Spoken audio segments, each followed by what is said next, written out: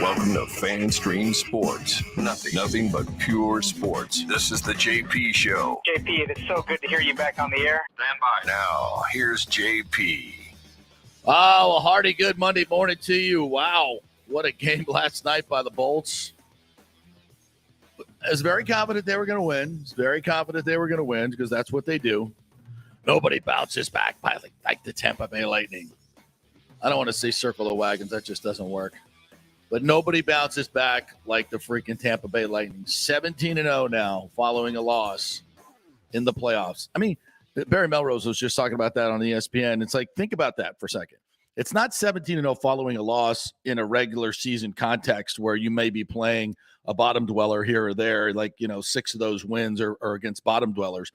No, this is 17-0 in freaking playoff hockey where you're playing the best of the best.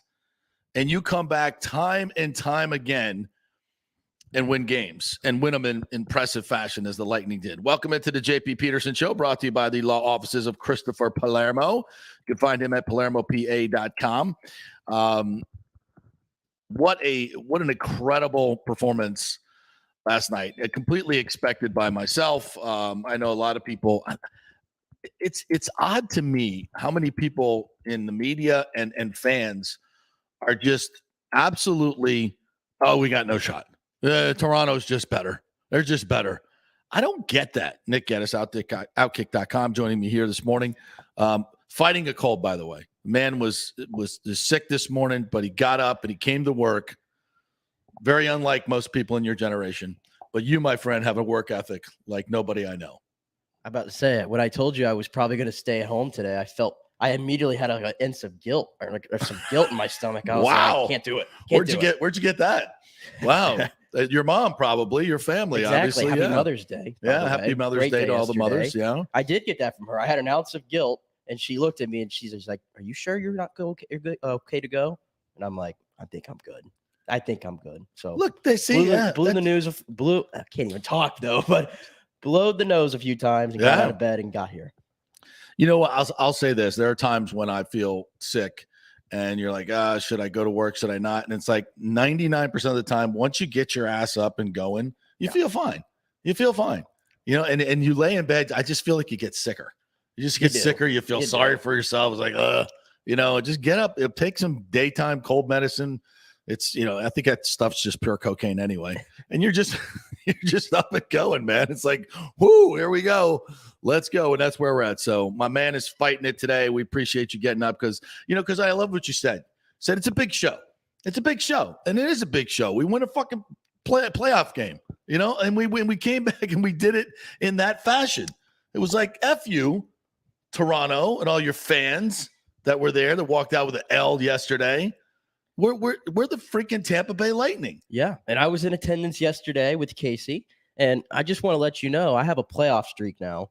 Ooh. Going back to 2011. Wow. I have been to exactly one playoff game at least each playoff season since 2011. Haven't seen a loss since against Pittsburgh, 2011 first Damn, round. Son. So I think I might be able to some people need to get me into some people need to get me in the building because I know how to pick the games.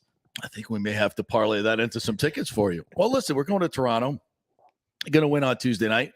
By the way, big watch party at Armature Works tomorrow night, which I think I'm going to be part of one of those deals. So it's going to be a big party out there. So we win game 5, and then we come back and close out game 6, just like we said we were going to do. Lightning in 6. But do you hear that? Do you sense that? A lot of people are like, oh, Toronto's just better than us. Where's that coming from? They haven't done shit since 1967. Yeah. And by the way, did you see with Greg Wolf during the pregame? He was like up in the sticks of fire, I think, for a little bit. Yeah. And there was like all these signs around him, and there was just one right in front. And whoever at Lightning Vision emphasized or pointed the camera to it, good on you. It just said 1967. Yep, I saw that. You saw that? Yes, I did. That was great. That was the best sign of the night, just a little subtle. And we both took a couple of digs at Michael Wilbon on Friday night's game. Good. Which was nice. Yeah. God, what an idiot. Has he apologized for that or made any Probably not. I can tell you this. I didn't see anything. I believe the folks at iHeart tried to get him on Yeah. to talk about it. And one of the quotes he said back was, I don't think people in Tampa really give a damn about what I said. And he didn't come on.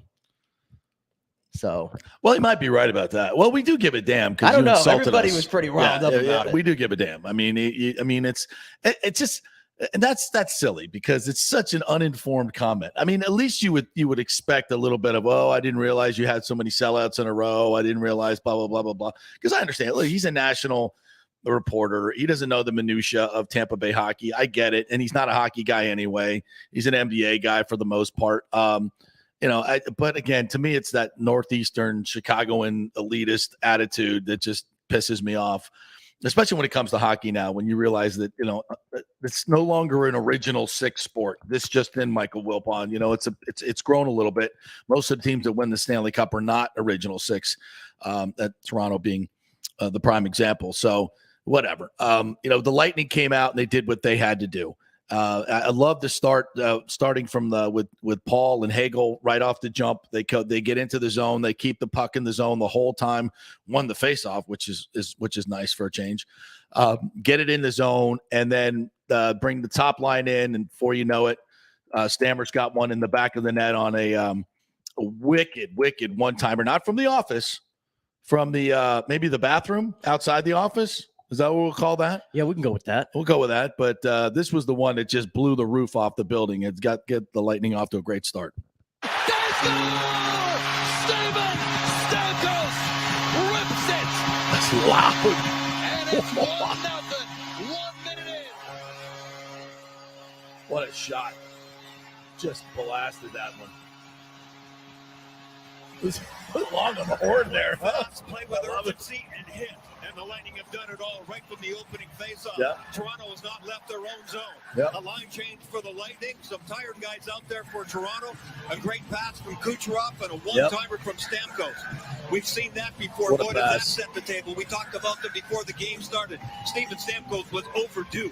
He's missed an empty net early in the series. A couple of other great chances where the goaltenders stopped him. But Steven Stamkos has set the table here, and the Lightning are off to a Yeah, that was it. I even when I was saying it in my highlights, I was like, first goal of the series. I was like, is that right? I'm like, yeah, it's first goal of the series, game 4. And I'm like, damn. I'm happy he did that because I don't want to say I was getting a little concerned, but we know Stamkos has had a little bit of a past history of getting a little snake bitten in these playoffs. Yeah. And he's had some great chances too, where he's been straight up robbed. Really has. But on that one right there, no hesitation. Take the shot. That's what I always say about Kucherov. If you have that shot, you have one of the best shots in hockey. Just take it. Stamkos, my goodness, that thing just in and out before you knew it, a minute in. Can't ask for a better start. You mentioned the crowd. That was what I observed too, being in there. I don't know about Friday night, but over the TV telecast the other night on Friday, it seemed a little flat myself. The team was flat. The whole team was flat, but the crowd seemed a little bit more flat. And last night, I even saw some of the guys who were covering the team in the press box. They were like, it's like louder tonight than we've heard in a while. It really was. So I don't know what it was Friday to Sunday, but the energy in that building was a little different last night. Yeah, well, it was a must win. I think, contrary to what Mike Wilbon might tell you, that was a game that the Lightning had. It was a must win. And the fans knew it. They were in it from the very, very beginning. And you felt the energy. You felt the energy throughout the whole building. But that's the thing. When Stamkos scores, right now, everybody's really, really into the game. It's such a difference maker to get everybody. And then, to get 3 in the first period is just unbelievable. And they just dominated the zone. And this is the question I got all last night walking around was, why are they so schizophrenic? Why are they so schizophrenic? Here's my response. It doesn't matter. It really doesn't matter. As long as they keep getting it done, it doesn't matter. Mm-hmm. I mean, is it frustrating to watch them, put out 2 turds, in the series? And it's like when they're bad, they're really bad. Mm-hmm. And you're just like, it doesn't matter. As long as they come back and win, and they'll say, well, we can't be playing with fire. I agree with that. I mean, why can't you just go out and give that consistent effort every game and play like that? I wish I had an answer to that question. I don't. And because to me, it is just a matter of effort and flipping the switch. And maybe it's just once they get going good, it's like a snowball. It's like it just goes downhill, and they just feed off their own energy. They feed off the crowd. Of course, they do it on the road too. So, I mean, I don't think it really matters. Just that what matters is they're winning series. I mean, obviously Cooper's saying, look, guys, we got to start faster on every game. We got to be more consistent in every game. But that's just, it's just they're so good, and they know how good they are, that they don't play their best until their back is against the wall. Yeah, and I think you mentioned there, why do people feel like the Lightning had no chance against Toronto? They've played 12 periods of play now, and last night I was trying to think back, how many of those periods do I think the Lightning have won? We would agree game 1, it was total 3-0 wash, correct? Yeah. Game 2, the Lightning probably won 2.5 of those periods. Yes. I'd say. Yes. Game 3, the Lightning. And the end of the game, I know everybody's like, "Oh, we let them back in the game." Like, who cares? I didn't worry about that. No. Game 3, I thought they won 1.5 of those periods. Yes. That was a classic tale of 2 games. Yep. And then yesterday, again, I thought they won 2.5, because obviously Toronto made a little bit of a push in the third. Yeah. But again, not that big of a deal when you're up 5-0. Right. So basically, what I'm saying is, I think this series, the Lightning actually, on the contrary, have played better in spurts than Toronto does. Toronto yesterday. So total periods, you'd probably say. I'm saying 6.5 to the Lightning of the 12. Of the 12. That's my 6.5, best, 7. Yeah. Yes, that's my best estimation. Yeah, I would agree honestly. with that. I would agree with that. And yesterday too, Toronto, I was paying attention to this on the clock. They didn't actually get in the zone for more than 10 seconds until 12 minutes into the first period. Yeah. They didn't get into the zone they had that long stretch for about a minute and a half until the 15-minute mark of the period. Yeah. That was a thorough domination yesterday. The possession time period. in the second period, they had 2 minutes of possession time in the second period. Yeah. That's it. I mean, that is domination. I know the Lightning were on a power play a lot of that time.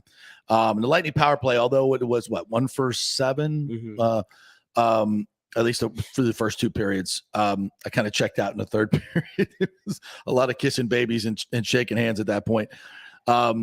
So yeah, the power play, even though it wasn't scoring, I thought it was effective. I thought they were getting good shots. They were keeping the possession.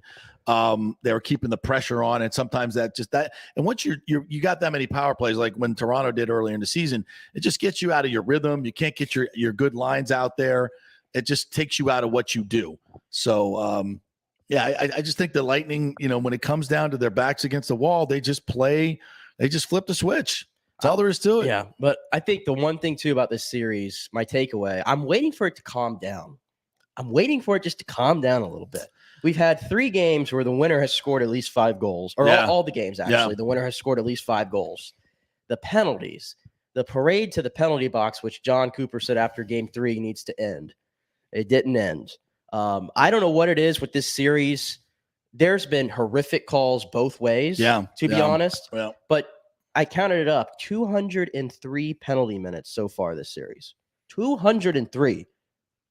Explain that to me, please. Because I was watching Kings Oilers last night. They didn't have a penalty until about 35 minutes into the game. I was very curious about this. So I was talking with Bradley about this. He's like, he goes, it's weird because he goes, maybe it has something to do with Sheldon Keefe's comments before the series of, this borderline violence that, Bettman said, we're not letting this stuff get out of hand. I want you guys to call everything, whatever, because Bettman was here the other day. I don't know, but, as much as I've railed against playoff hockey in terms of they don't call anything back in the day, the last couple of years, they've started to call them.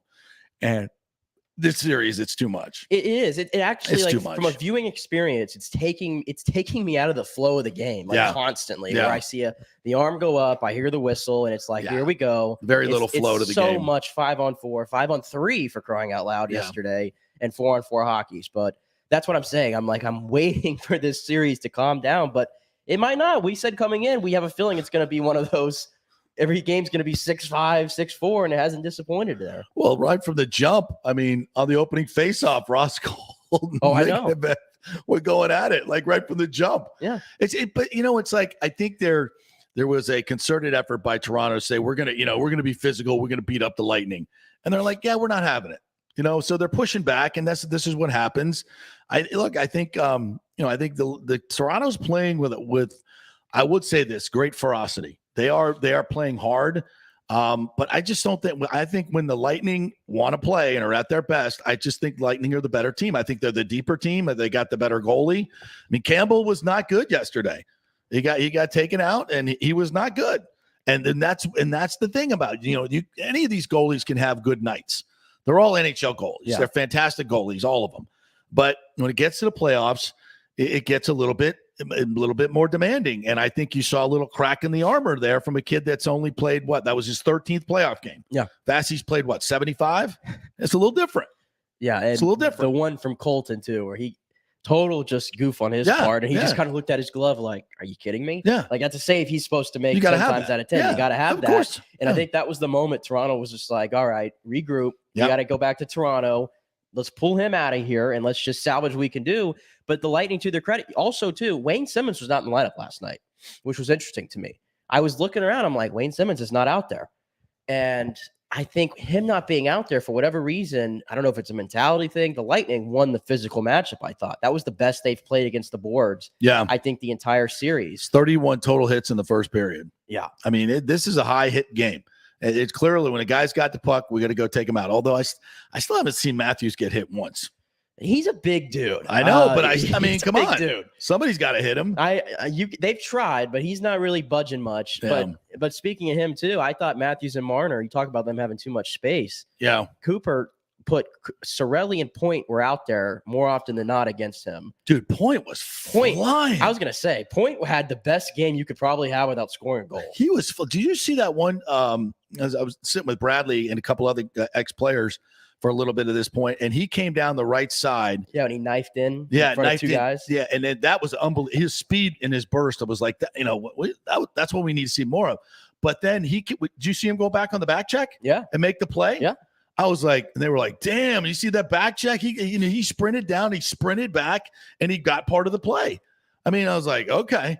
And that's the difference. Like that to me is the microcosm of the difference. I looked out there game 3 at times, and I just saw guys gliding around. They were just gliding around. And they weren't moving their feet. They weren't getting after it. And from the jump yesterday, you saw them moving their feet, getting after it. All right, we got to take a break. Dan Lucas is up next. Quick break. When we come back, Dan Lucas, WFLA, will join us. We'll get his perspective. I know he was at the games this weekend. Talk some Rays as well. Another good weekend for the Rays as they win this series. Almost got the sweep. Coming up. Stay with us.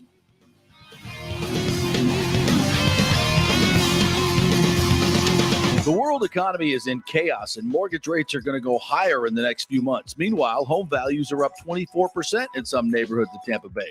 Do not miss this opportunity to refinance your home, get some much-needed cash to handle skyrocketing inflation, and fill up your car. Contact Scott Fitzgerald at American Mortgage Services. Even if you've recently refinanced, Scott can make the deal work because he charges no lender fees like the big boys do.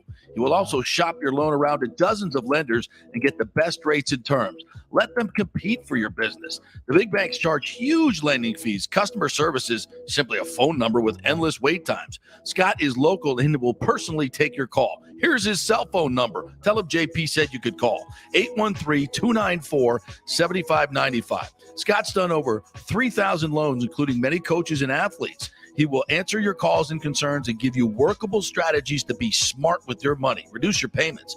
It's not just what you make, it's what you keep.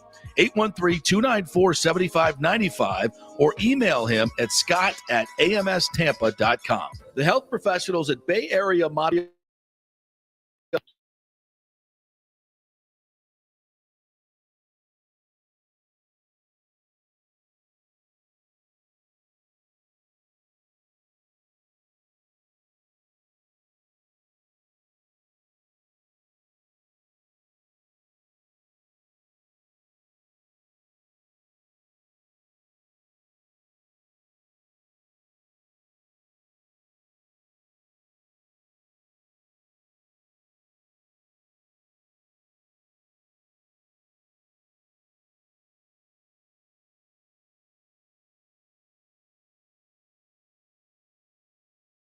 appointment, maybe change your primary care and get on a journey back to full health and a happy life. Call 844-977-3477 or go to BAMMC.com. Tell them JP sent you for priority scheduling.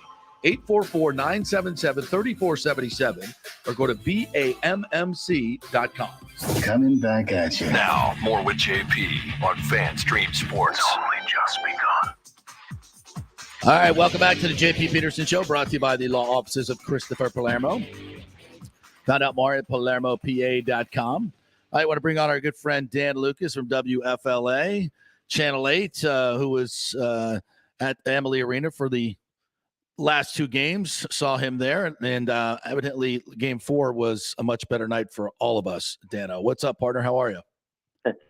I can't figure out this series. It's been crazy. I don't remember a series like this in the past, in this run, where you can't really get a hold on which team has the better edge, which team's making more mistakes, and whoever wins the game dominates the game. It's been entertaining, to say the least. Yes. But the last night was tremendous for the Lightning.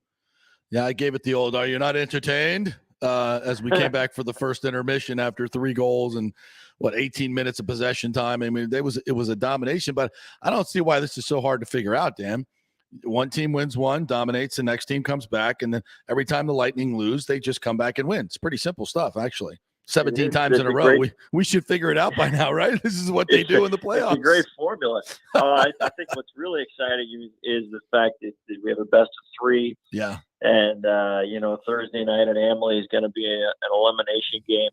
And so whoever wins tomorrow night has a chance to close it out. And then we're going to see where I think I would have to imagine, even if the Lightning are facing elimination Thursday, where experience comes in. Yes. So that's to me is, everybody said, well, the Lightning are the more experienced team.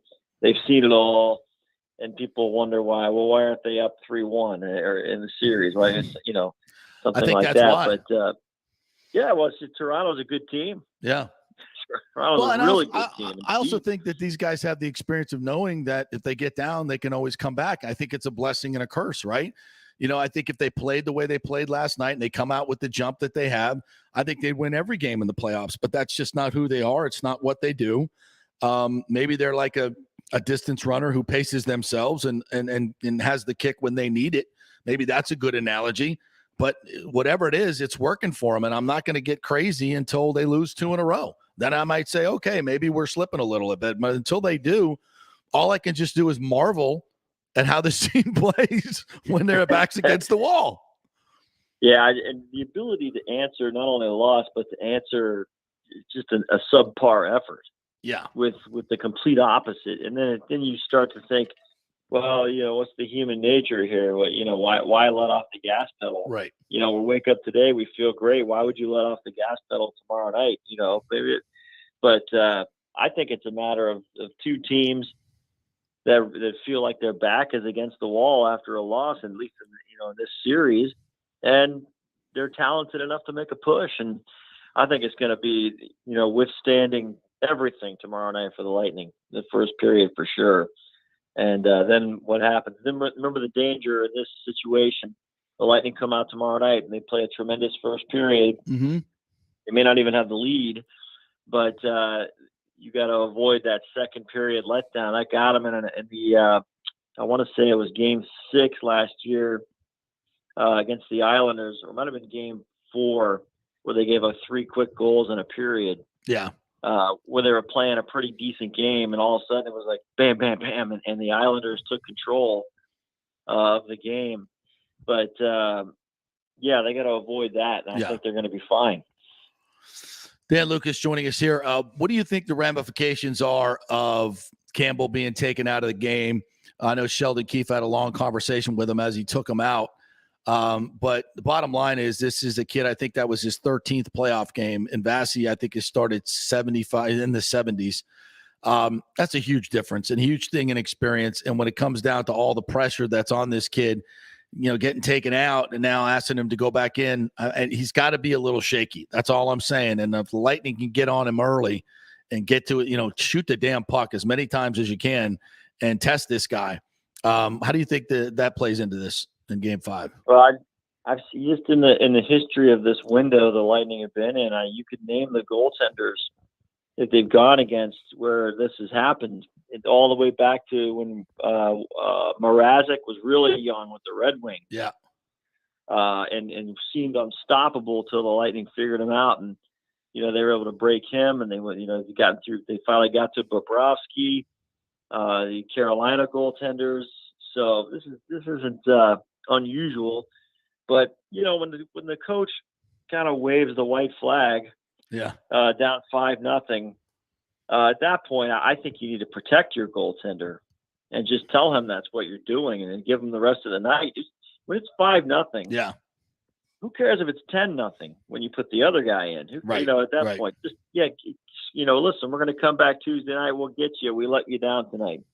But the Lightning figured out something to beat Campbell, because the night before I thought Campbell stole the game in a game that was really 3-2. It wasn't a 5-2 empty netter fiesta. It was 3-2, and Campbell was unbelievable. Stopping Nick Paul in that one breakaway that should have been a goal. But I don't know what that does to the kid's psyche, but I do think that his team let him down in front of him for sure, just like it's happened to Vazzy in the past. Mm-hmm. But Vazzy, as you said, played so many times. He's got this something within him he can reach into after having a bad game, and all of a sudden he's a different man. It's unbelievable. Now we're going to see what this guy's made of. Yeah. Absolutely. Dan Lucas joining us here. And one guy we got to talk about with a bunch of guys that played well, but a guy that's really emerging, I think, as maybe the next Braden Point is Ross Colton. Another 2 goals in this game. He has, I tell you, this kid has made play after play after play. He's bringing energy. He's putting the puck in the net. This is a nice awakening at this point of the season to see a guy playing this well. Isn't it great on this stage as well? Because, the Lightning have needed that spark. And, in their wins in this series, the big guys, the Hedmans, the Kucherovs, and now, it was nice to get a Stamkos goal last night. Yep. But now you're giving Toronto something else to worry about, especially when you go into their place and the matchups favor them, because they get the second change before the whistle or before they drop the puck each time. And they can match up whoever they want. Well, now you got Colton on there, on his line that's separate, and it just gives the Lightning, just more depth and things for Toronto to deal with. And Colton, yes, you're exactly right. He's just feisty. He's physical.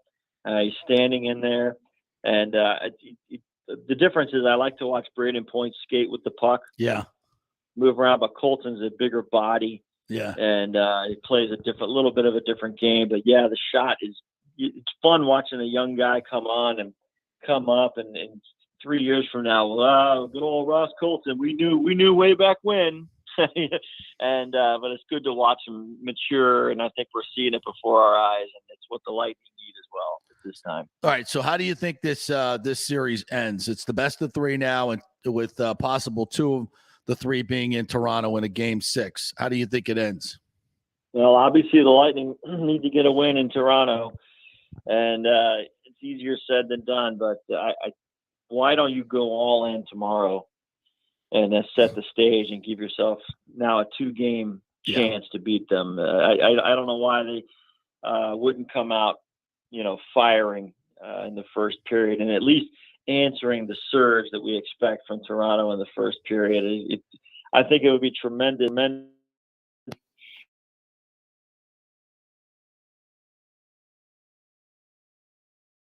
I think that would favor the Lightning and give them a chance to win it. But if they can get a win tomorrow, now you got the demons creeping into this for the Maple Leafs, who blew a 3-1 lead last year to Montreal. That's right.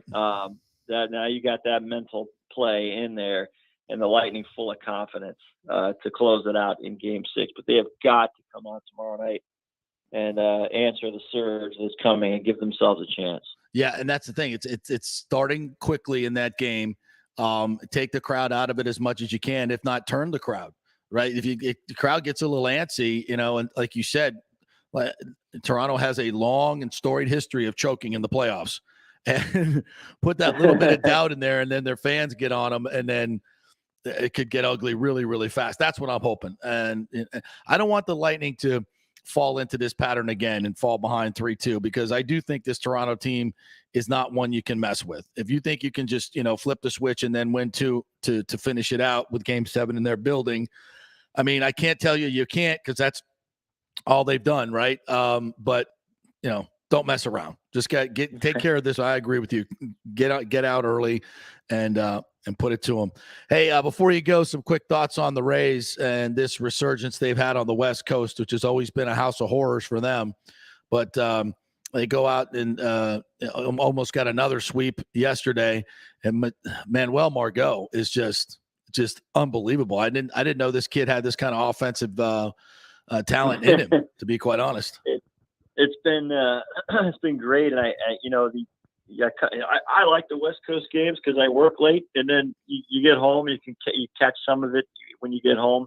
And fortunately, when you get home, the late innings have been when the Rays have done their damage. But you had Mike Zunino coming to life, in the early part of the series, and then Margot, who's just been steady and put together a hit streak, and they're pitching well. I just think it was great to after that series against Minnesota to get away and not have anybody, no pressure basically, to go out there and do their thing, and it's been enjoyable to watch. I know sometimes it's hard for fans to stay up and watch it. Yeah. You read about it the next day, and it almost feels magical when you didn't see the game and you wake up to the headline like the old days of the box score, and you're like, oh my God, the Rays came back and won. Yeah. So that starts to get a little belief, and I believe they were 8 over. Now I think they're 7 over after the loss yesterday. So, for going into mid-May, you're near the top of the AL East in a division where right now it's 3 teams kind of hanging in there. 2 are trying to catch up, including Boston. Yeah, of all teams. And so that's the best you can ask for. And when we had this discussion when they were struggling a couple of weeks ago, we said, look, just string some wins here and there, get in it, be around. That's how baseball works. And we're seeing it come together. I think it's going to be a tough series, though, and against the Angels tonight. So we're going to get a little bit of taste of what they're made of here before they come back. Yeah, absolutely. Hey, one more question, because I know you're you like European soccer. I don't know if you're much of an F1 fan, but oh man, that was the place to be yesterday, dude.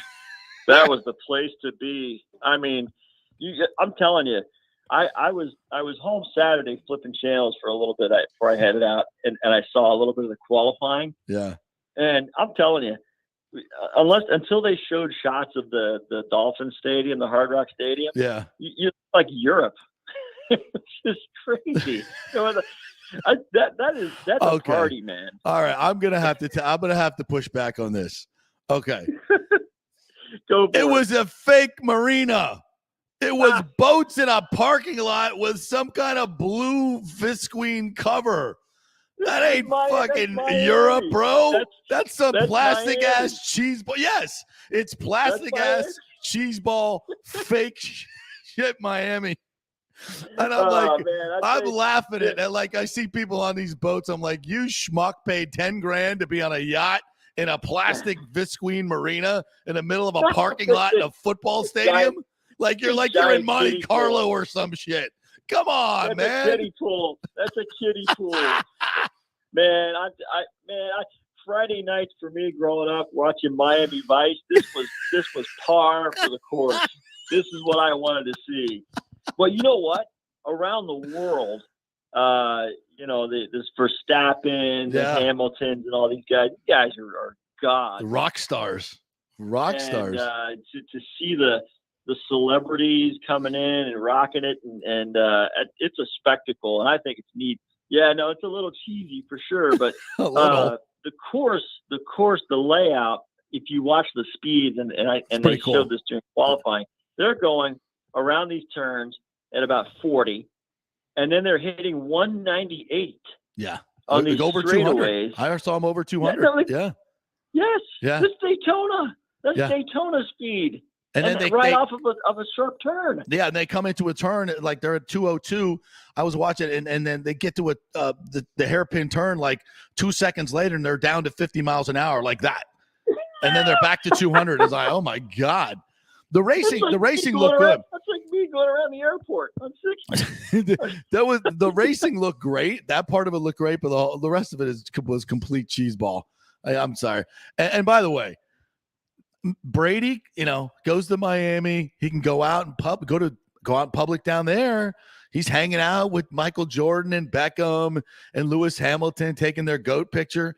But he comes back to Tampa. He doesn't ever leaves the house.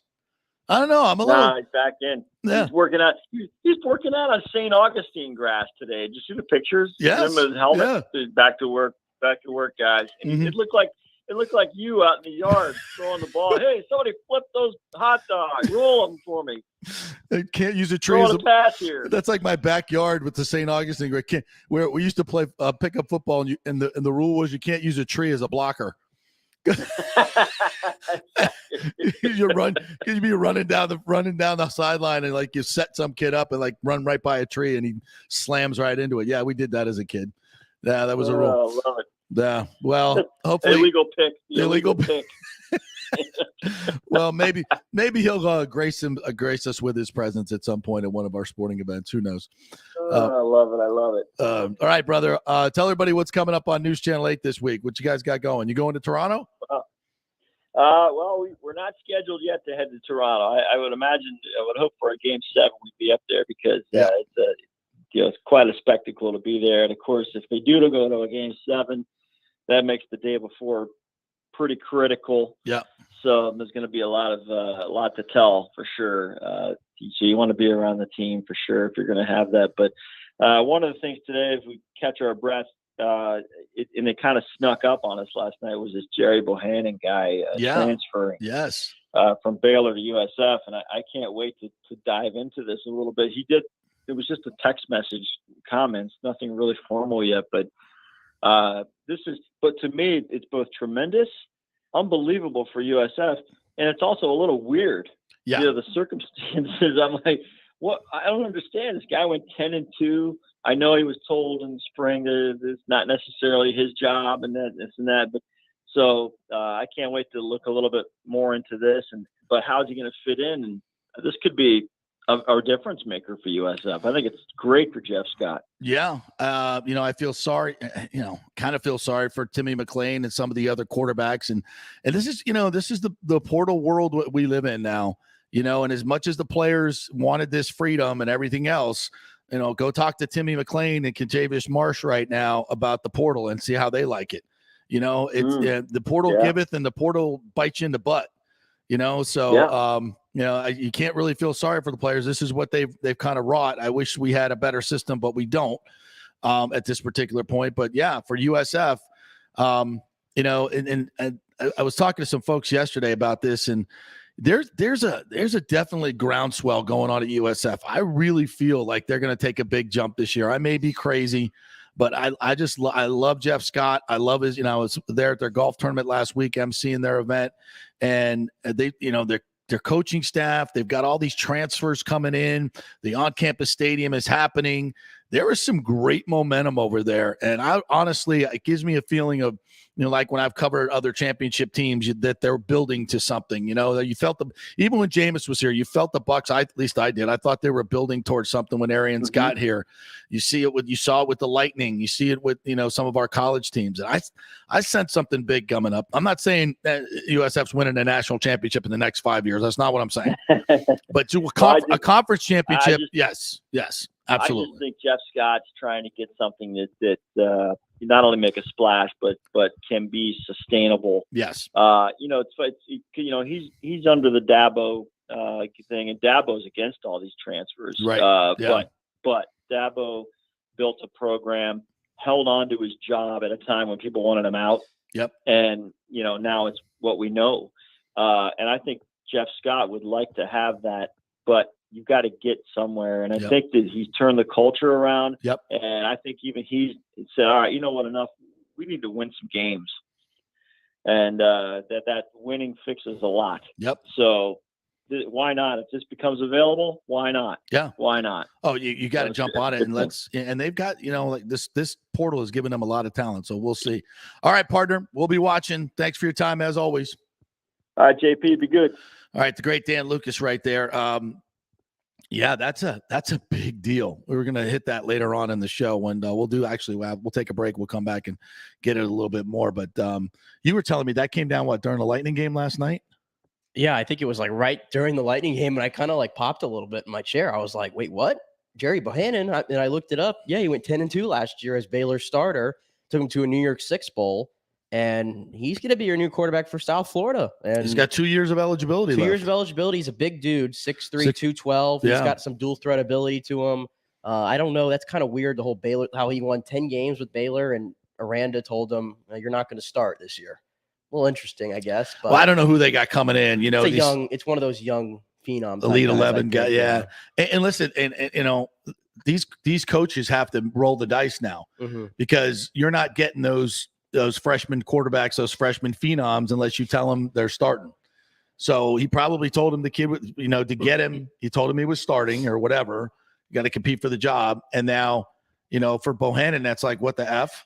I get it. And I, these coaches, I think, Mike Norvell probably had to do the same thing with the Johnson kids, Brad Johnson's kids, because I know that they were interested in going to FSU, but they had AJ Duffy coming in and, you got to also have Jordan Travis, and you got to weigh with your football team. It's like, like FSU, for instance, Jordan Travis, that's his team. Yeah. You bring somebody in from the outside and say, you're the guy, come on in.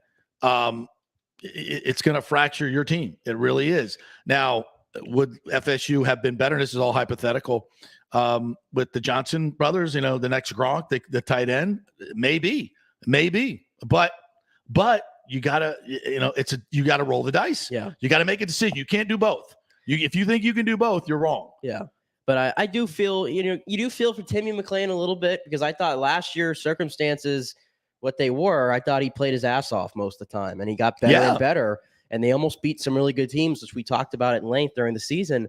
But again, Jeff Scott has got to win football games. The stats, the numbers are the numbers. He's won 3 games, right? Yeah. He's got to win games. You never know. I think he's building to something, but the administration nowadays, it's just the way it is. They want to see wins.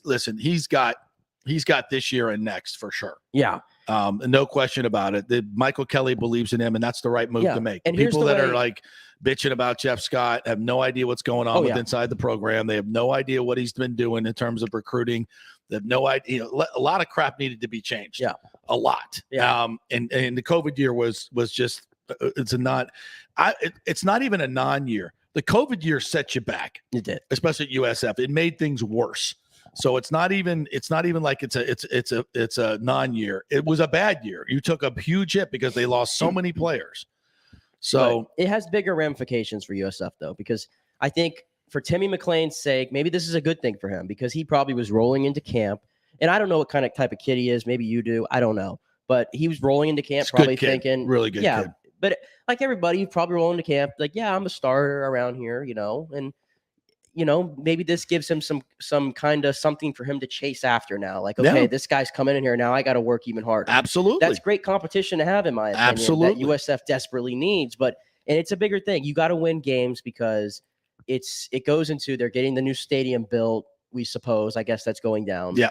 You got to win football games. It's going to happen. Not official yet. Yes. You got to win football games. You got to get that new stadium built so that in the next 5 years, you can get back up in a good conference. Yeah. That's what it's all about. Right. So I look at moves like this in the grand scheme of things, and I think it is, because you just got a 10-win quarterback. Yeah. It elevates playing in a New Year's Six Bowl. It elevates you. There's no doubt about it. I mean, the other players around the nation go, oh. And I thought the cool thing. Hey, maybe has Addison picked a spot yet? I don't think he's coming to USF. He's working out with Bryce Young. He's got bigger fish to fry. Yeah. But I thought the cool thing too of Jerry Bohannon's statement that he put out to Pete Thamel of ESPN. He said, "I believe in USF. I believe in Tampa," is what he said. Wow. And I love hearing that. He seems Tampa already Bay. Invested. Tampa Bay. Tampa is part of it. We've never said that it's ever infected in a good way. USF. Why not? Obviously, it has. It's registered with somebody. Yep. Which is good to see. That tells you times are changing. So I really love that statement from Jerry Bohannon, and getting in here. This is a really, really big deal for USF, I think. No, I do too. Absolutely. And, so much of this is money driven as well. And it's all momentum. Yeah. You get a guy like this that comes in, and look, we don't know how good he is. I can barely even remember him playing at Baylor, to be quite honest. Now I'm going to go watch a lot of his tape today. You don't win 10 games accidentally. Exactly. I mean, it's a good program. I get it. There's a lot of talent there, but he had a hand in that. There's no doubt about it. The year before, they were awful. I think they won like 2 games, maybe 3 games. Yeah. And they turned it around quickly, and that was him at quarterback. Yeah. So, but let's play devil's advocate. Aranda's knows what he's doing. Oh, he's a damn good coach. He's a damn good coach. So if he's willing to let this cat go, well, I don't think he's the Heisman Trophy winner, but look, it's doesn't need to be here. Doesn't need to be. No. But he comes from a program that has competed at the highest level, and he's won 10 games. Yeah. That's not something we've had here in a long time. Yeah. And I do think the AAC is wide open, not this year, but the next year, because it looks like UCF, Cincinnati, Houston are all defecting after this year. That's what they're trying to do. Right. So then that's going to bring in the new 5 teams. If you're USF, you got to look around at the landscape and go, damn, if we can get an established quarterback in this building, keep doing the transfer portal, the recruiting catches up a little bit, this conference is for the taking then. Yeah, and I seriously believe that within the next 5 years that there's going to be major realignment in college football and major change in college football. This NIL thing cannot keep going like it is. No. It's completely unchecked. And the reason that there hasn't been, there actually has been a couple of conferences that have happened over the last year or so, where I think the NCAA or other entities is trying to bring everybody together under one tent. And basically you have the SEC, the Big Ten, and everybody, basically saying nobody's going to control us. We're the big dogs. We're not going to give up everything to just bring in everybody else under the Big Ten. We've already got our money. We got our deals. Why should we give up stuff for the collective? And I get that. At some point, hopefully, the presidents of those universities will look at the madness that is happening around here and say, okay, we probably have to take a step back. And as a leader in college football, I'm talking about the Alabamas, the Georgias, the Ohio States. Yes, we're going to probably get less money, but it's better for the collective. At some point, that has to happen, or college football will cease to exist, unfortunately. And when that happens, USF needs to be in position with an on-campus stadium, 11th largest market, but you can't be 2-9 every year. You can't be 2-9. I mean, you got to be, if you can just get to 7 and 8 wins, get in the top 25, start making an appearance, be competitive. Then it's like, oh, okay, big market, good team, lots of talent in Florida, Big 12 or wherever they want to put us. Let's do it. And I think that's what Michael Kelly is looking at. He's smart enough to understand what the landscape is. He's not looking at, that's why he's supporting Jeff Scott and supporting a lot of his coaches, because he knows right where they are now and what they've been able to deal with. I didn't even realize this at USF, that I should be a little bit more learned on this, but I'm not, because I just kind of breezed over it, that athletics wasn't a core piece of the university. I think they delineate like certain schools or certain parts of the university that are core parts of it and get certain funding, and sports wasn't even part of that. And now athletics has been made part of the core constituency of USF. I'll have someone, Michael Kelly will come be on the show soon. We'll have him explain it way better than I did. Point being, it's never, under Judy, it was never a super priority. It just never was. As much as she'd like to, get out in front when things were going good and go Bulls, it wasn't. I mean, I could tell you, sitting from the outside, watching it without knowing any of the facts or anything, it came across that way, did it not? It came across that way in every sense. And we had Will Turner on a lot during the fall. Yeah. For 24/7 Sports. Remember, he said all his stories from the time he was there. Yeah. I mean, it was just a blip on the radar. Yeah. It was nothing. Like even when the kids go through orientation, they don't even talk about football or do anything really. It's like a 3-minute presentation and a 2-day orientation. Yeah. So, it's got to be, in the modern day university system, if you want to be good at athletics, it's got to be important. It's got to mean more than it does at USF. And I think with their new leadership, there's no question it does. So I see good things happening for them. Just want to mention our good friend Christopher Palermo, who is our title sponsor. And we chatted about this the other day. a lot of you homeowners out there, you may have cracks in your stucco. And for about 10 years, as he explained it to me, there's a lot of companies that have been using defective stucco, a bad product, and it's caused a lot of water damage in homes. And you'll see the cracks and the builder will say, oh, that's just settling. Don't worry about it. We can patch it up or whatever. It's very, very damaging to the inside of your home, especially if there's a frame upstairs that you have with it. The water gets in there and you won't know the damage for a couple of years. You can get black mold, all that stuff. So do not mess around with it. If you have cracks in your stucco, go to PalermoPA.com, get the contact information and contact him. It's a free call. It's free consultation, and he'll be able to put everything in place to see if you do have a case. Don't mess around with it. It's a free call. Make it happen. That's PalermoPA.com. All right, quick break. We'll be back on the other side. Talk some Rays baseball. Stay with us.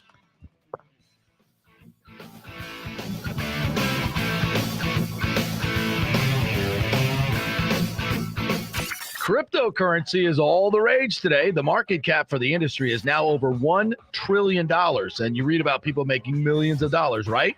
You want to get in, but have no idea what to do? Or maybe you dabbled a bit and you want to unlock the real money-making opportunities and don't know how to do it. There are over 10,000 tokens and thousands of decentralized finance exchanges to navigate. So what do? You go to DeFiLava.com. The folks at DeFiLava.com are in Tampa Bay, and they work with you directly to set up custom accounts, answer all your questions, and provide market analysis. Decentralized finance and cryptocurrencies are here to stay and will change the financial markets as we know them. Get in the game. Get with the experts at DeFiLava.com and tell them JP sent you and get their free 2022 crypto market forecast today at DeFiLava.com. Don't get left behind, folks. Make some money at DeFiLava.com. The health professionals at Bay Area Modern Medical Center want you to know it's time to commit to a new healthy lifestyle. It's literally a matter of life and death. 42% of Americans are considered obese, and being obese made you 3 times more likely to be hospitalized by COVID. So getting in shape is not just about looking better, it's about living much longer. At Bay Area Modern Medical Center, they take a very different approach to primary care. It's personalized, preventative medicine.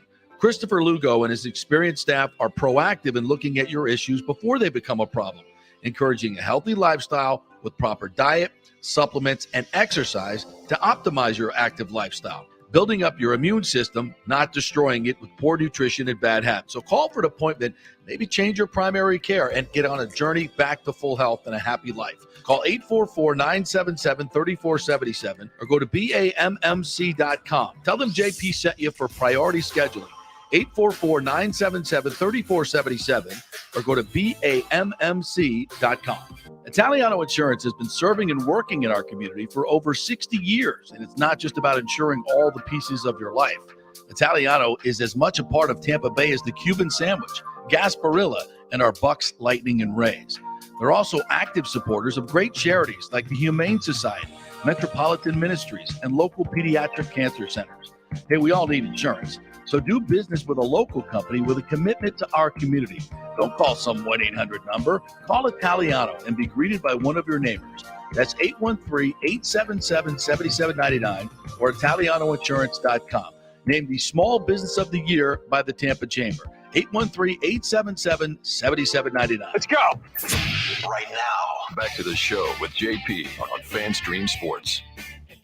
All right, welcome back to the JP Peterson Show, brought to you by the great folks at the law offices of Christopher Palermo, also American Mortgage Services. Scott Fitzgerald is waiting for your call or email. Email him at scott@amstampa.com. Rates are going up, folks, as Scott told you a few months ago, but he can still get you the lowest rates of anyone out there because he shops it around to dozens of banks, not just one. So if you're calling 1-800 number or dealing with just one bank, you're dealing with one set of folks that are going to be very, very slow and have you at their mercy. Why not just have somebody that can get it done in within a month? So many people wait double, triple that time to get a refinance. You know why? Because if they have your loan, they don't want to refinance it. You got to go outside, and that's where Scott Fitzgerald can help you out. So email him, scott@amstampa.com. Scott@amstampa.com. All right. So the Rays are they were on a West Coast roll. So that was their first loss in yesterday in quite some time, and that came in the bottom of the 10th. They lost that one, even after Manuel Margot put them ahead again. But Manuel Margot had a great weekend, a grand slam on. It's all confusing to me. Saturday, right? Saturday, yeah. The grand slam. Let's hear that one. That was a bomb. 1 second here. And by the way, that's Seattle ballpark. They opened it up yesterday. Oh, beautiful. I have ballpark envy. We always have ballpark envy. Every other ballpark we play in. But that one in particular. But here was Manuel. Grand slam. And he shoots this one deep to left. Winker's going to go back, and that's gone. Grand slam this time for Margot. On the first pitch, Manuel Margot belts the grand slam, and the Rays break it open in the 8th. That was the 8-1 win on Saturday. Came back Friday night. He hits a 3-run homer on Friday night. Yeah, and the grand slam there, I was watching it, and the Rays had so much momentum there. Diego Castillo did not have his best stuff whatsoever. No. And Manuel Margot came to the plate, and some guys are just so hot, you just kind of can predict what's coming. Yeah, I don't think I've ever been able to call a grand slam before, but in that moment, I felt that if he got his pitch, he was going to hit one. He was that hot. I don't think Seattle wants to see him again for the rest of the year, and they don't have to now. No, they don't. But here's a guy that the Rays signed to a long-term deal for them, 3 years. He's going to be their highest paid player in a couple of years. Yeah. And everybody was like, Manuel Margot. I mean, I knew he was a good defensive player. I didn't expect this kind of offense though. This is unexpected. And it comes at a time when they need somebody to step up. I mean, and by the way, Brandon Lau's getting toasty as well with a couple home runs, and I mean bombs.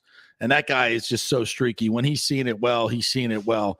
So now you got him, you got Margot going. Wander Franco is starting to pick up hits again. Not, the power's not there because I don't think they're giving him anything to hit. They're just, and he's doing a good job going the opposite way, just staying within himself, just taking his hits. And that's all part of the process. Eventually, the biggest thing for the Rays is they got to get somebody to protect him. They got to get somebody to protect him so he can get some good pitches and get some fastballs. Right now, who's that guy going to be? If Brandon Lau gets hot, you can put him behind him. Okay, good. I don't know if it's going to be Manuel Margot, but if he keeps going like this, yeah. It needs to be Randy, I think.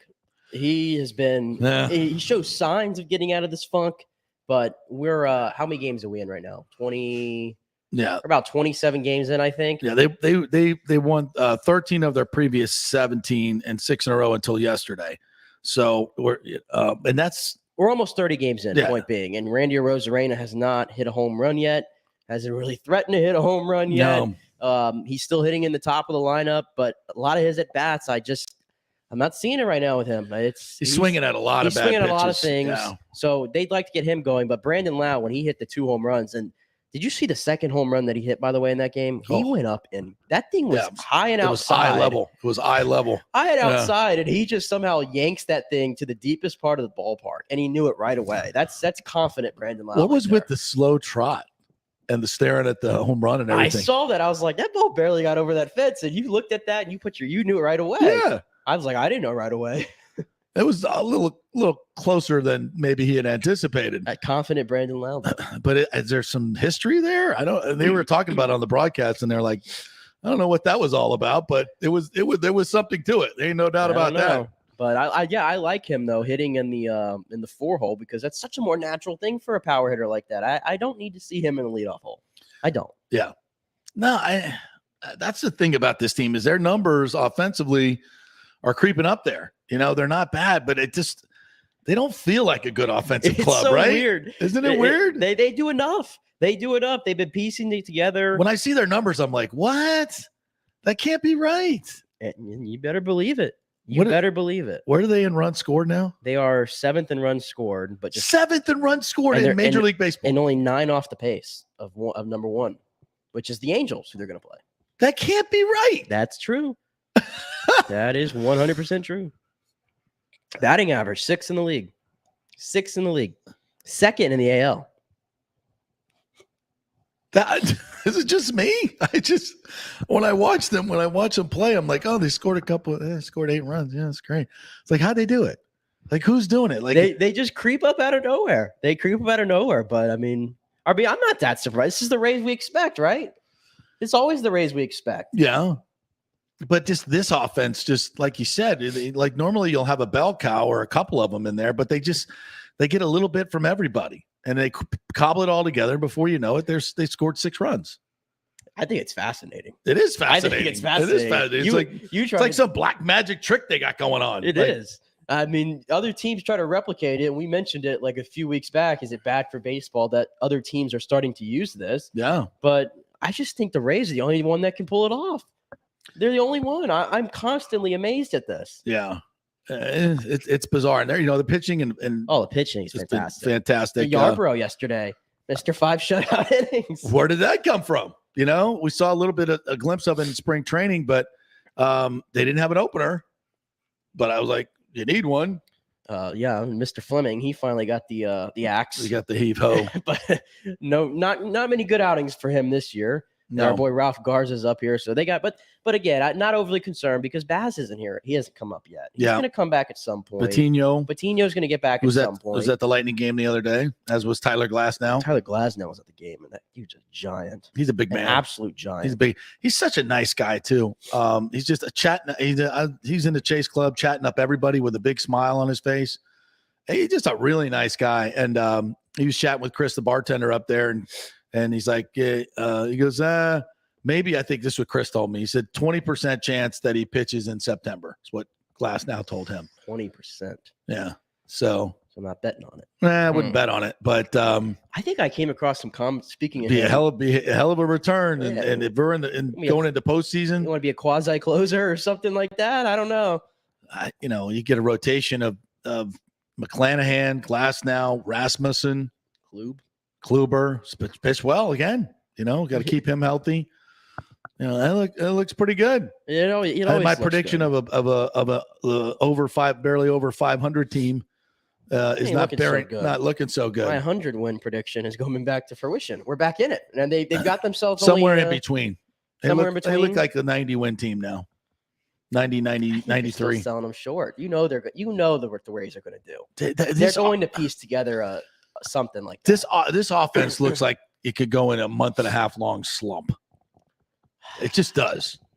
I just don't have I don't have confidence in the offense right now. I just don't. I don't know, because last year, what's different from last year's team? No Meadows, and then no Cruz. 106. You're missing Meadows. My boy Joey Wendell, which Joey Forearm still disappoints me. Popeye disappoints me. But again, I have to be realistic. Nelson Cruz, Wendell. Nelson Cruz wasn't a factor. Though it wasn't a big factor. Nelson wasn't a factor. But Meadows, what? I mean, you take 106 RBIs out of a lineup. That's a big deal. No, but it's a huge deal. It's been, to me, the whole replacing Meadows thing has been really fascinating. It is, to me, it's felt like the old Moneyball thing. But ain't Josh Lowe, that's for damn sure. Not Josh Lowe right now, but he had a 3-run home run, by the way, this weekend. He's doing much better in AAA. But Harold Ramirez, who is hitting like 325, 340 right now. Yeah. I mean, they've done enough. That's what I'm saying. They've been able to piece it together with multiple guys to try to make up for some of that production. It's what they following the old Moneyball kind of routine. Yeah, it's what they do. And, they run well on the bases, even though they run into a lot of outs. They run aggressively. Whatever it is, keep doing what you're doing. Keep doing what you're doing. I think I'd like to get a better feel for this team when they go through, because look, the West Coast is never easy for them. But again, Oakland, not a good ball club this year. Not. I think Seattle's a pretty good ball club, though. They're pretty good, but not elite. No, but not elite. Pretty good. Well, here's the test coming after. You got the Angels today. They have the number one offense in the league. They're going to face Shohei on Wednesday, I believe. Yep. I'm sure he'll be in the lineup all 3 days as well. Mike Trout. We went the yard yesterday to was that a walk-off? I'm not entirely sure. There's a bunch of walk-offs yesterday. Wasn't as caught up on my baseball yesterday at the Lightning game. But Jorge Alfaro hit that one for the Padres, 449 feet, 300 homer, 3-2 walk-off. Pete Alonso, our boy Petey, had 2 home runs yesterday, his 12th multi-home run game. already in his I was gonna say, career. he's only played like 2.5 years. And the Yankees walked it off as well. And Chris Woodward, the Rangers managers, called it a little league home run to right field. You know, that guy used to go Paxan, bud. I mean, he's the same guy that was bitching about Fernando Tatis hitting grand slams last year in the 8th inning, up 10-0. I got nothing. And by the way, did you see? By the way, that home run would have been a homer in 26 of 30 ballparks. By the way, that one, yeah, 26 of 30. Really? So his math was a little off, I think, calling it a little league ballpark. Well, there was one. Then one of his guys hit one in the second game that was at the right field, and it would have been a home run in just 2 ballparks. Yeah. So the other one was a little like 4 or 5 rows deep. Yeah. It's still a short porch. Yeah, it is. I've been there. It bothers me. I sat out there one game in New Yankee Stadium, and you feel like you're playing second base, bro. I was like 3 rows deep in right field, and I was like, golly, man, it feels like I'm on the infield here. It's so close. Oh, it's really short. I'm not gonna lie. When I see Joey, it's shorter than the number. Honestly, it looks like when you play the Yankees there and you see Aaron Judge hit a pop up to right field and it just lands in like the first row, it does piss me off. Yeah, Torres does piss me Torres off. ball. Like, I mean, he when off the bat, it looked like a pop up behind first. Didn't hit it square. You know, like you look it out off the bat and it pops up. And that I was like, come on, man. That got out? Nah. That's a little gimmicky. Let's just admit it. I mean, they think the drop is gimmicky. Remember speaker game? Well, they would be right. No, they hate it for the speakers. Yeah. Remember that? What was that happened? Who hit it off the speaker or whatever a few years back? Remember that? Yeah. And they were bitching about that one. As well they should. It's a joke. You shouldn't have speakers in play. The catwalks. In a baseball game. Sorry. Oh, my Get God. out of here. Just see them. They opened up the heavens in Seattle, and I'm like, look at that ballpark. That's baseball. That's Nirvana. That's Field of Dreams. You know what I saw? I could smell the grass through my freaking TV. Oh, God. Oh. Enough. You walk into the Trop, it smells like a urinal. It does not. The Trop, when you walk in, first of all, the air system. Where's your seat in the parking garage? Hold up. You got to be corrected. When you walk into the Trop, first of all, you get hit with this rush of air that is phenomenal. Yeah, phenomenal. Smells like a urinal. No. That smell in that little circle there when you walk in is phenomenal. It's A1. I love the Trop when you walk in. Oh, the rotunda? I always walk in the other way from the press parking lot. No side. No, I go in from the where they have the ticket windows that nobody mans. Over there. Enough. You can't walk up and get a ticket to a baseball game anymore. This is not a Trop. Sorry, COVID. Got to do it on your phone and pay the $12 in extra fees that it costs us to service your phone when you're standing right here at the ballpark. You can't walk up and buy a ticket at the damn that's baseball. an MLB thing. That's an MLB thing. We need to have a sound effect. It's boomer take. Boomer take coming. God damn it. You can't walk up to the ball yard and get a $10 ticket. And again, did I use a trigger word to get you start going on a raise rant? No, There's no need for raise rants. They're 18 and 11. I was mentioning we're talking about the ballpark, and I'm looking at that, that picture on your screen of like real green grass and dirt and sunshine. You know what I see when I see that? Like, It was hot as hell this weekend. I'm not in the for shade. Indoor. It wasn't. I'm in for indoor. It wasn't hot in the shade. People always think about who's hot. Yeah, when you're in the sun, it's awful. When you're in the shade, it's not that bad. By the way, especially what was going on in Emily last night? It was a little toasty in there. What the hell was that? It was 25,000 people in there. That's what's going on. Well, usually when I sat in the third level, and there's always like a fan blowing on my neck, so I put on a long sleeve shirt under my jersey to prep myself, and I had jeans on and everything. There's a lot of people in there last night, bro. I walked in, first of all, after I scanned my ticket, and I said to Casey, I'm like, there's no rush of air. Yeah. And I was like, this is bad. This is bad. I was sweating. Yeah, it was at hot. A hockey game. It was a little toasty. What was going on? Well, first of all, it's 95 degrees outside. Okay. And I was walking by the refrigerator place. Like if you've not been to the channel side, is it the channel side of the south side of Amalie Arena? They brought in, and it's more than I've ever seen this year, probably 4 or 5 big semi-truck coolers of extra cooling, and they put the big hoses going into there was more than I've ever seen. Really? Yeah, to keep the building cold and the ice cold yesterday. So they were pumping it in big time. But when you get into May of hockey playoffs in Florida, you got, and there's, normally there's probably about 19,000 people in that building for playoffs, and I don't know this officially, so please, don't, fire department, don't get on me. There's more. There's a lot more. There's a lot of people in there. And it's different than the regular season. Well, I felt it. I'm a little toasty yesterday. It was. I was in the Chase Club. I had a little bead of sweat going. I got in my nice car last night that has no AC right now. You talk about brutal. Yeah. Brutal ride home. We have an AC company out there that would like to donate a little. Help me out. Help my boy here. Please contact us whenever you can. No, it's just I just watch these ball yards and I'm like, man, it's so nice out there. But one day we'll have one. But hopefully either some type of open air siding like they have in Seattle. They have the roof and then it's open air on the sides. I'm okay with that. And then we have some cooling areas and big fans and everything on the inside. We'll do something unique. But somebody did ask me, by the way, what's going on with this stadium. And from what I'm hearing, it's they're really trying to figure out this roof thing. The roof thing is the hang up. They got to figure out, because they can't do a retractable roof. It's too much money and it's a waste of money because it would only be open about 15 games a year. So it's just not worth it. But it, in some ways it would be worth it because you could have natural grass. And I think that's a huge part of it.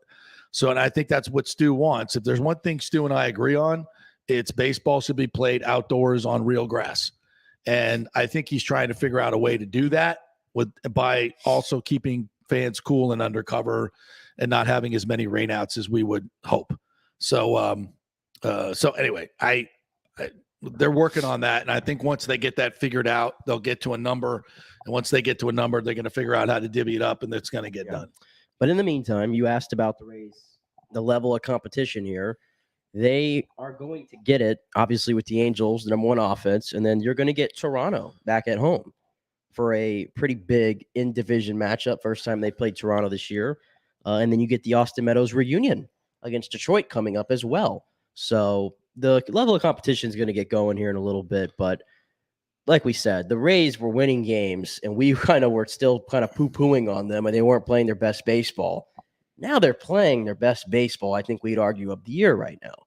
They really are. They are doing it on the West Coast. I told you I was scared shitless going into this West Coast trip. Absolutely. Because of how it was trending after the Minnesota series. But they've turned it around, and now they're only a game out, I believe, or two of New York for first place, which is what they need to do. Yeah. All right. I'm going to take a break. When we come back, we're going to get into the F1 shenanigans down there. There's some news on the football front. Some scheduling is being leaked out. Are the Bucks involved in the schedule leaks? We'll tell you about that. What other stories? We're going to get to the NBA. Some good stuff going on in the NBA I wanted to talk about. Lots of other stories to get to. And Mike Bell's going to join us, one of my former colleagues in Atlanta. He was at the F1 race. I was giving him shit about it all weekend long, you bougie mofo. So he's going to join us. We'll have some fun with that as well. 11:30, I believe. So lots of show left. Stay with us. The world economy is in chaos, and mortgage rates are going to go higher in the next few months. Meanwhile, home values are up 24% in some neighborhoods of Tampa Bay. Do not miss this opportunity to refinance your home, get some much-needed cash to handle skyrocketing inflation, and fill up your car. Contact Scott Fitzgerald at American Mortgage Services. Even if you've recently refinanced, Scott can make the deal work because he charges no lender fees like the big boys do. He will also shop your loan around to dozens of lenders and get the best rates and terms. Let them compete for your business. The big banks charge huge lending fees. Customer service is simply a phone number with endless wait times. Scott is local and will personally take your call. Here's his cell phone number. Tell him JP said you could call. 813-294-7595. Scott's done over 3,000 loans, including many coaches and athletes. He will answer your calls and concerns and give you workable strategies to be smart with your money. Reduce your payments. It's not just what you make, it's what you keep. 813-294-7595 or email him at scott@amstampa.com. Have you purchased a home in the last 10 years and the stucco is starting to come loose from the upstairs portion? Well, that can cause some serious damage that you can't see until it's too late. Is it becoming an eyesore? Have you contacted the builder and just can't get any relief? That's very common here in Florida. So call the law offices of Christopher Palermo. They can help you. Call 813-221-5636. That's 813-221-5636. He's recovered millions for his clients. The law offices of Christopher Palermo at PalermoPA.com. The health professionals at Bay Area Modern Medical Center want you to know it's time to commit to a new, healthy lifestyle. It's literally a matter of life and death. 42% of Americans are considered obese, and being obese made you 3 times more likely to be hospitalized by COVID. So getting in shape is not just about looking better, it's about living much longer. At Bay Area Modern Medical Center, they take a very different approach to primary care. It's personalized, preventative medicine. Christopher Lugo and his experienced staff are proactive in looking at your issues before they become a problem, encouraging a healthy lifestyle with proper diet, supplements, and exercise to optimize your active lifestyle, building up your immune system, not destroying it with poor nutrition and bad habits. So call for an appointment, maybe change your primary care, and get on a journey back to full health and a happy life. Call 844-977-3477 or go to BAMMC.com. Tell them JP sent you for priority scheduling. 844-977-3477 or go to BAMMC.com. Ladies and gentlemen, let's rock. This is FanStream Sports with JP. Hey, welcome back to the JP Peterson Show, brought to you by the Bay Area Modern Medical Center. In our second hour here, Christopher Lugo and his team over there will get you to lose weight. If that's what you're looking for. They've got some great programs there. Using B12 and other great plans that they have over there. They do everything individually, which is really, really cool. They bring you in. Christopher Lugo spends 45 minutes, an hour on your first consultation, find out exactly what you're doing, what your diet's all about, what your exercise regimen is, what your overall health picture looks like. And then they come up with a personalized plan for you to lose weight if you need to build up your immune system, which is obviously very, very important these days. As we've been told, get ready for the next pandemic. So it's important now. It's not just about what you look in the mirror. It's also about being healthy and being able to survive whatever's out there. So Christopher Lugo works with the military. He's part of the military, just appointed to a prestigious position there. So get in touch with him if you're looking for a new physician, primary care physician. A lot of these new places aren't taking new patients, but he is, and he'd be happy to help you out. It's a passion of his to get everybody healthy and working in the right direction. So go to BAMMC.com, BAMMC.com, and make an appointment. Tell them you heard it on the JP Show. They'll give you priority scheduling, and get in there and get started. Get on your way back to health. If you're feeling like you're just kind of a little run down, they do testosterone replacement therapy there for you. And that's something that many of us need, especially if you're in your late 30s, 40s, and 50s. With the food that we eat in this country and the pollution and everything that's in our environment, it depletes our testosterone. So you got to get that looked at, get your blood work done. So go to BAMMC.com, get their contact information, and make an appointment. Tell them JP sent you. All right, you've been writing about horse racing all weekend for Outkick.com, you horse racing expert, you. And I've sat down and watched the Derby on Saturday, and I could not believe my eyes. Rich Strike, like the absolute longest odds, just got into the field on Friday. Yep. It was at post 21, for God's sakes.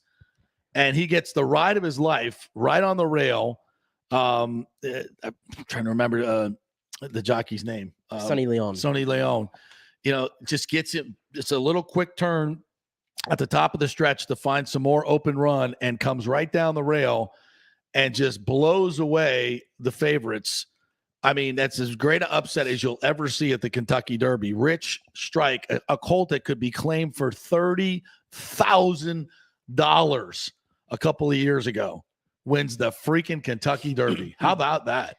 I say one of the greatest upset in sports, not just the Kentucky Derby, to be honest. And this is an event that I've never really actually sat down to watch it like on a TV. I just always would hear about it or I'd be in passing. Never really I got to watch the Kentucky Derby. I've been there a couple of times. It is on my bucket list. Unbelievable. But great event. Obviously covering it for Outkick, doing a lot of research on it, on stuff that I really was not familiar with, was actually kind of fascinating for me. And I watched it, and I'm just sitting there and I'm like, holy crap, I just witnessed history. Yeah. That was the feeling I got. And just coming from that, and you have to watch the overhead angle. Have you seen the overhead angle yet? That does it. To me, you have to watch that to get justice of it. The overhead angle. Have you seen that yet? Oh, yeah. I mean, he was like in 13th or 15th place coming down literally the backstretch. And it just, everything aligned perfectly. You had one horse against the rail that like just ran out of steam and dropped back, opened up that whole thing, and then he skinnies his way through. I don't know how they do it, these horses. I mean, the balls on these things, literally, to go through those tiny little avenues at that speed. I don't get it. And the jockeys.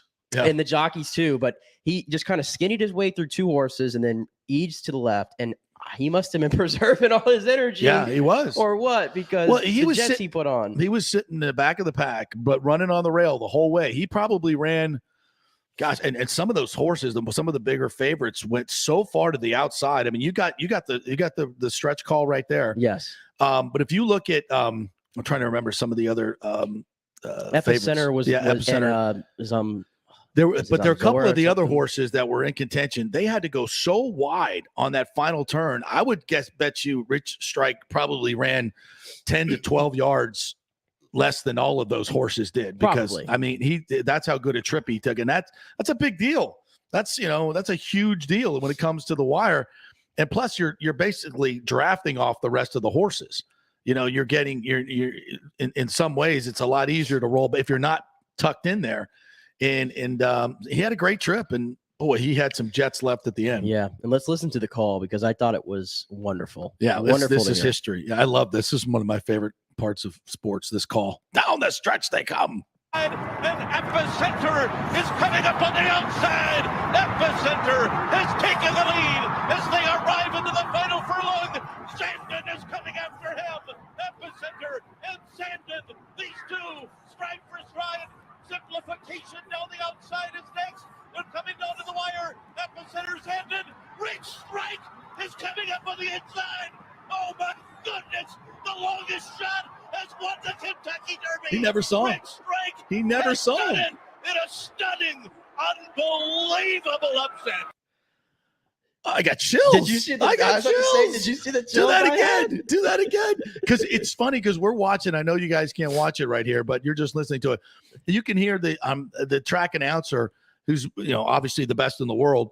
He's just concentrating on the two favorites, and it's a great duel by Epicenter. And you're like concentrating on this. He's not even aware of Rich Strike. And for him to be able to pick up those silks and the number, you could hear it in his voice, like about I don't know, maybe 100 yards from the finish. He finally sees Rich Strike coming up, and he's probably in his glasses going, who the F is this? And what is he doing on my rail running like this? You hear it in his voice. You can hear the shock in his voice because he's so focused on the favorites. And Epicenter is coming up on the outside. Epicenter has taken the lead as they arrive into the final furlong. Sandon is coming after him. Epicenter and Sandon, these two, stride for stride. Simplification down the outside is next. They're coming down to the wire. Epicenter's ended. Rich Strike is coming up on the inside. Oh my goodness! The longest shot has won the Kentucky Derby. Rich Strike has done it in a stunning, unbelievable upset. Wow. It's just unbelievable. Like it came from nowhere. It was goosebumps when I watched it live. Crazy. And it was goosebumps the last two times we just watched it back to back. And I can tell you, I always bet on. I always throw $2 down on the longest shot at 5 minutes before the race. So I always do. And this app that I'm using now, I went on it and it wasn't work. I guess it was completely overloaded, and I couldn't get my freaking bet in. And the son of a bitch, I was like, "You got to be kidding me!"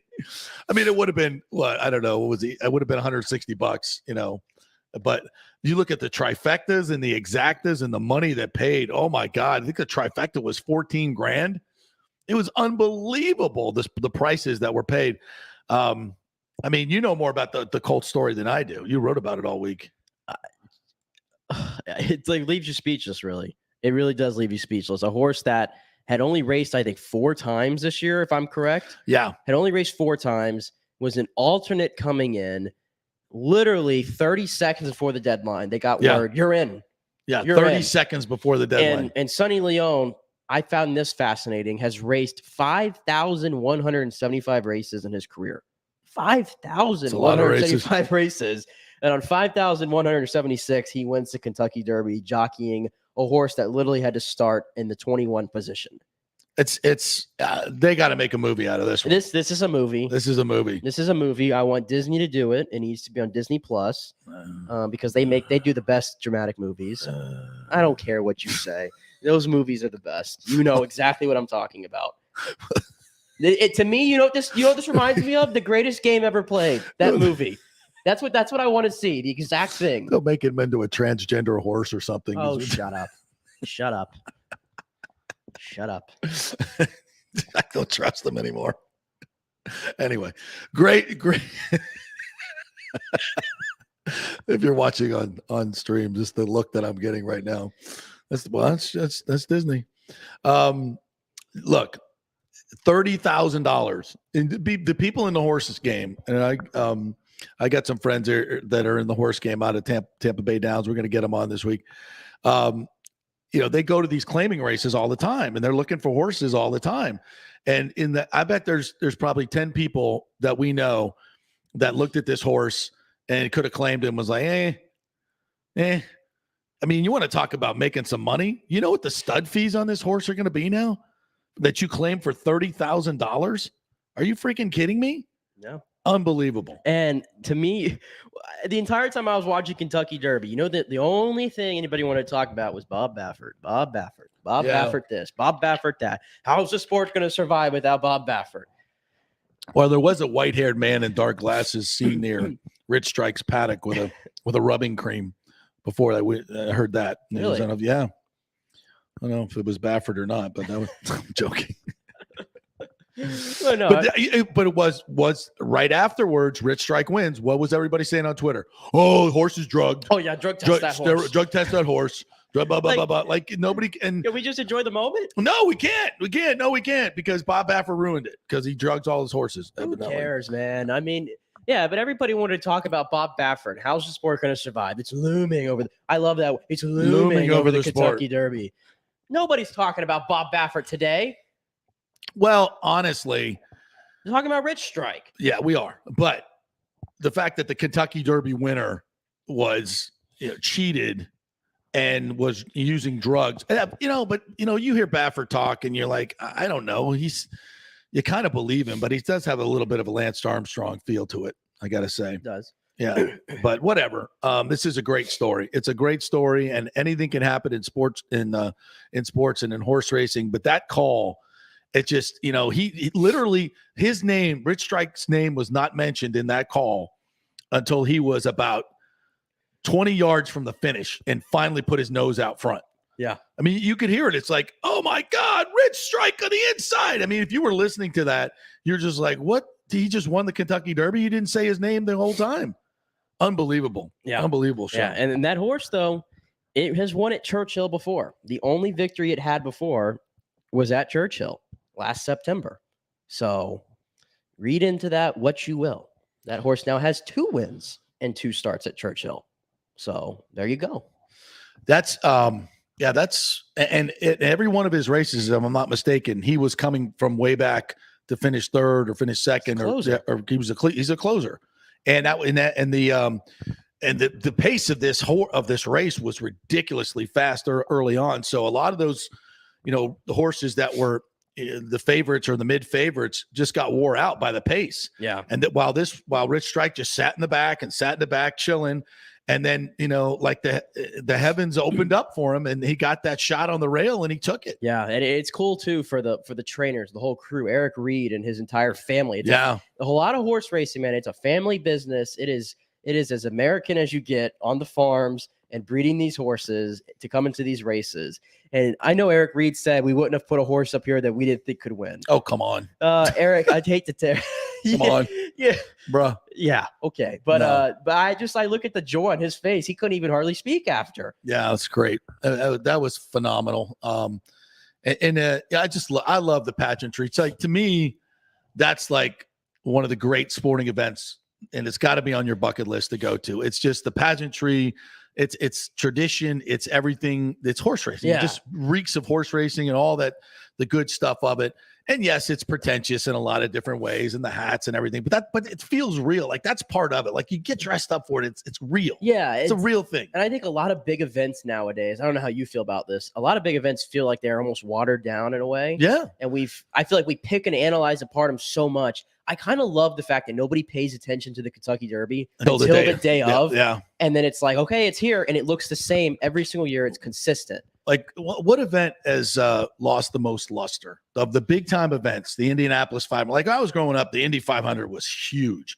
Kentucky Derby was I've lost huge. interest in Indy 500. Yeah, I lost interest because the best racers don't race there anymore. You know, IndyCar's been so washed down. We used to be the AJ Foyts and Al Unsers, and it was the giants of the sport. And now, F1 has taken it. IndyCar just kind of went away because of the spat that they had for many years. So it just kind of got watered down. But you look at that, you look at in some ways, I'm not saying the Super Bowl's watered down. I'll never say that. But in some ways, the Super Bowl has become so big, it's turned into like this whole entertainment event. And I thought like football secondary, like the whole thing with The Rock taking like 5 minutes to cut a promo. God. I was like, please, let's play the game. Yeah, it has gotten way. It's football seems secondary now in the Super Bowl. I think it's almost jumped the shark with all the other. It's a social event now. That's all it is. Yeah, and it being in LA last year, tickets through the roof, and 95% of those people don't even know what a football is. Yeah, it was that Super Bowl, and I was there, folks. That whole atmosphere did not feel like a game whatsoever. It felt like a Hollywood TV show. That's what it felt like. There was no football at all feel to it whatsoever. The Nathan's hot dog eating contest has also been watered down for me. Yeah. I used to actually run to the TV to watch that too. That used to be a big one. Daytona 500. I still love my Daytona, but it's not as big as because there's personalities in the sport enough. Yeah. Anymore. I mean, I know. I was watching a NASCAR race a couple weeks ago, and I'm like, yesterday, literally, until this morning, I didn't even know who won Darlington last night. And Joey Darlington, Logano, bump and run. Bump and run. And I literally, like, Darlington's one of the 5 biggest tracks a year, and I had no idea. Yeah. He was lost in my feed on Twitter. Yeah, it's weird. It's weird how big events like this have been kind of just poo-pooed. But we're going to talk about another big event. You want to talk about fake? F1 in Miami went down. My good buddy Mike Bell was there, longtime colleague of mine up in Atlanta. And is he coming on? Tomorrow. He's going to do it tomorrow. All right. I just read his text. So he'll do it tomorrow. Yeah, we'll do that. Did you watch any of it? No. I had no interest. I watched like the last 6 laps of it. And the racing was good. But I watched a lot of the pre-stuff with Marty Smith and Marty McGee or whatever. I love those guys. I do too. And then they sold out. They went down and did their F1 thing, and Marty, they're drinking champagne on the fake yacht and the fake yacht basin. I'm like, come on, man. And then it was all like F1 wannabes. Come on. I saw something. And you do it, and you do it in a football stadium parking lot. With a fake marina with blue visqueen, and your people are on yachts, $450 for a cup of ceviche, $85 for a Mercedes-Benz hat. I mean, come on. What are we doing? Miami. It's still Miami. Yeah, no thank you. I heard something that no thank you. I think Stephen Ross made more. Mean, look at our Grand Prix.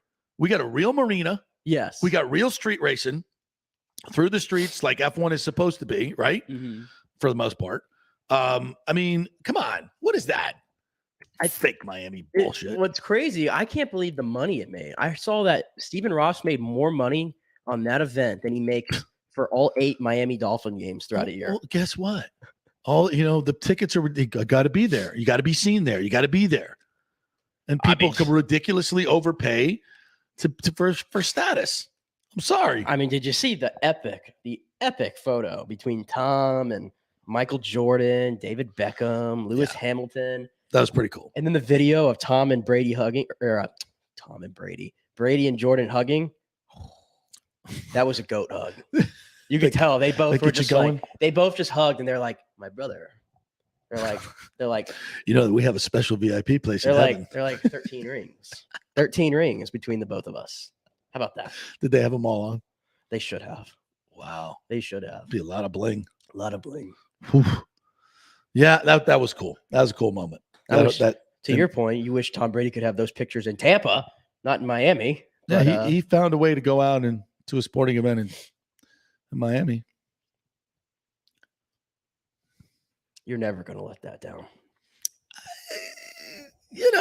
I just like to see him become part of the community a little bit. You wanted him at the Lightning game last night. I know you did. No, why can't? I mean, he went to one. I think he went to one Lightning game this year. Got a private suite and said, "Don't bother me," as he should. Although nobody was bothering him yesterday out there. Well, he's probably surrounded by Navy SEALs. Speaking of this, did you see the video of the reporter's name? I forgot his name. He's one of the British reporters for Sky Sports and NBC, I think. He was on the track before the race, and he thought he found Patrick Mahomes. Did you see this? No. It was actually Paolo Banchero. And they cut to him, and they were like, we have Patrick Mahomes here. And it was Paolo Banchero. And he had no idea who he was. He goes, yeah, so when I said we were doing this interview. They don't look anything alike. I know, but it was funny because they're on live TV. He's like 6'9", right? Yeah, they're on live TV. And he's like, yeah, I thought this was Patrick Mahomes, so I apologize for that, sir, and walked away. He goes, what are you going to do? It was Paolo Banchero.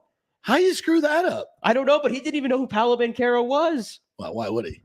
About the number one pick in the draft this year. Yeah, no idea who Paolo Banchero was. F1 Limey? He doesn't know anything about college basketball. Hold up. Let me see if I can get the exchange. 1 second. Was this better than my boy Brian Kilmeade at the Bucs Super Bowl in 2002? Coming up to Dwight Smith going, how's it feel to be the Super Bowl MVP? And he's like, actually, that was Dexter Jackson. What was Martin Brundle? It was Martin Brundle. I've heard of him. Martin Brundle, the British guy. This was the interaction right here. Yeah. It was just very, very odd. This is crazy. I've never been to an F1 race. This is spectacular. It's amazing to be allowed right in the middle of the competitors just before the race starts. Yeah, now you can see they locked in. It reminds me of myself. Real focused. Okay, it's not Patrick. That's why he ignored me in the beginning. But what is your name, sir? Paolo Banchero. Right. Okay. Well, I thought I was talking to somebody else. So I'm sorry about that. Whatever. Yeah. Whatever. I had no idea. That's so good. That is so good. Now, all right, to a little defensive. I've been in this particular situation where you're supposed to do interviews and you don't know, you're in a group of people and you're trying to find people. And sometimes you have to rely on your producers to tell you who people are. Like, seriously, he covers F1. How the hell would he know who Paolo Banchero is? Okay. Seriously. But here's the thing. He has no idea. I mean, some producer probably told him that's Patrick Mahomes. Go get an interview with him. And he was completely wrong. Okay, but here's the worst part to me. If you don't know who Paolo Banchero is and you're Martin Brundle, okay, I'll cut you some slack. Yeah. But do you know who was also in that frame? Who? Dwayne Wade and Gabrielle Union. Okay, pretty much you should know who they are. You should know who they are, yeah. Whoever's in there. He walked right past Dwayne Wade and Gabrielle Union. Didn't know who they were. Martin, bad day for you. Yeah. Well, that's what you get when you had a fake F1 game and a F1 track, F1 race. It's all fake. That was the best you one. Fake Patrick Mahomes. That was the best, though. Whatever. And he didn't give a crap. And he goes, I love Banchero's like, locked in. Reminds me of me. Yeah, he's like, oh. Say what? Say what? Humble party of one. Anyone? No? Wow, that was funny. That was good. Oh, there's the hug. There it is. Jordan's like, my brother. My brother. Look at that hug. That is, look at that. Did you see the hands? They're both wearing white like some ethereal angels walking around. Look, it's the dramatic of the hug. Like they go in so slow, and look at the hand of Jordan. My brother. That's a hug. I'm breaking down this hug right now. The size of those hands. Look at those God. hands. He's got more money on his wrists than I've made in my life. Like that watch probably cost $200,000. Yeah, I mean, you could just do that. Good stuff. Yeah. That is crazy. What a weekend. What there's so much stuff we didn't even get to from this weekend. What else did we forget? We haven't talked NBA yet. So that was interesting too. What the hell got into James Harden last night? Like out of nowhere, he became the James Harden from like 2 years ago. Like, how does that happen? How are you so bad for so long? And then out of nowhere, he looks like, you know, he's back with the Thunder. I mean, what the hell was that? Yeah, it's one game. The NBA. And the Sixers have now evened things up. Kyle Lowry can't walk. I mean, he can't. I mean, the Heat are in trouble now. They don't have anybody who can score. Well, I didn't think Jimmy Butler's got I told you, Jimmy Butler scores 45. It's great, but he ain't gonna do that every game. I didn't know Embiid was coming back. So, I wrote them off after they were down 2-0 because I'm like, Embiid's not coming back. See ya. He comes back for the Friday game out of nowhere. Yeah. Which, mad respect, by the way, to Joel Embiid. At an age where, let's be honest, a lot of NBA players are sitting out games for God knows what. Eyelashes. This guy's got like a torn ligament in his right finger or thumb, whatever. Yep. Needs surgery, playing through it. He suffered a concussion and a right orbital fracture. He couldn't even look at his phone as of Thursday. Yeah. Couldn't even look at his phone. Plays Friday. Wasn't fantastic on the score sheet, but his presence alone was enough. Yeah. And lifts your team. Like, there's more to getting out there. I don't think people understand that. There's more than just your presence alone helps the team. It's like, damn, Joel's out here fighting for us. Now we got to fight. And what happened? Danny Green went 7 of 9 from 3 that night. Yep, that helps. He got the scoring you needed. Last night, Tyrese Maxey, who is a budding star in this league, by the way. He can play.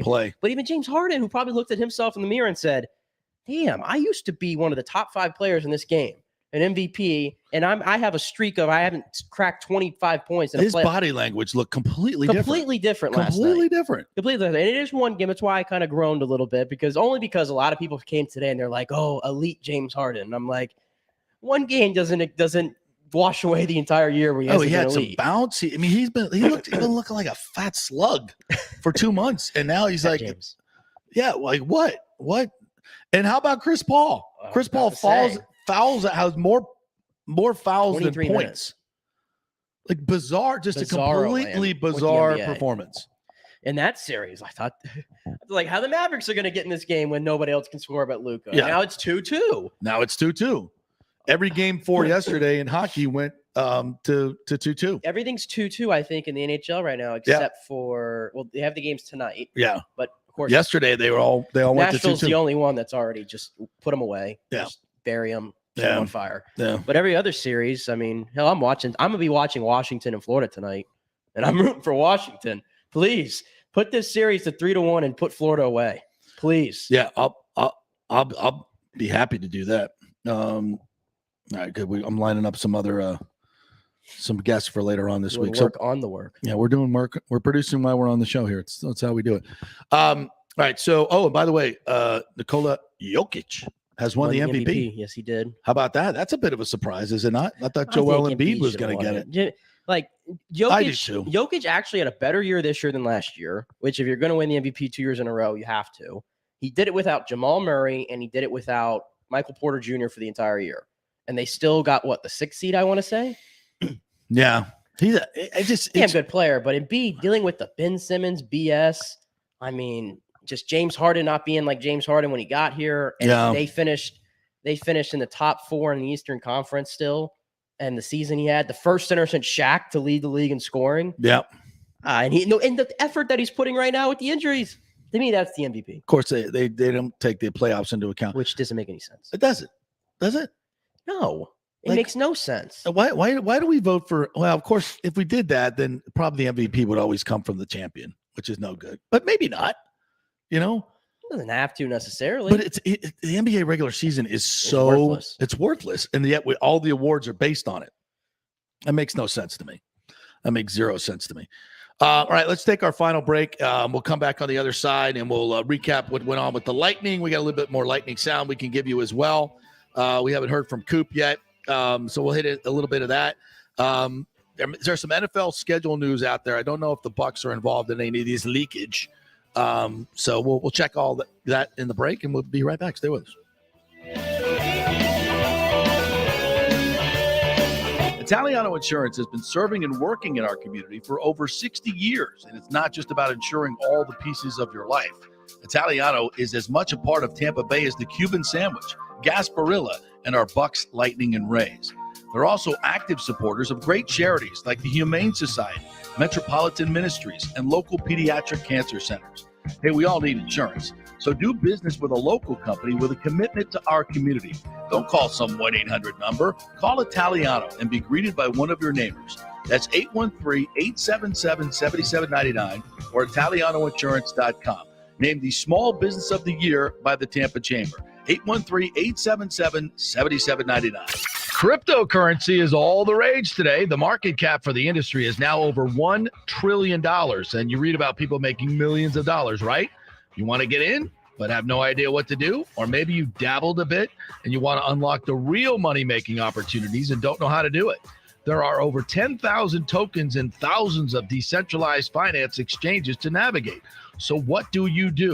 You go to DeFiLava.com. The folks at DeFiLava.com are in Tampa Bay, and they work with you directly to set up custom accounts, answer all your questions, and provide market analysis.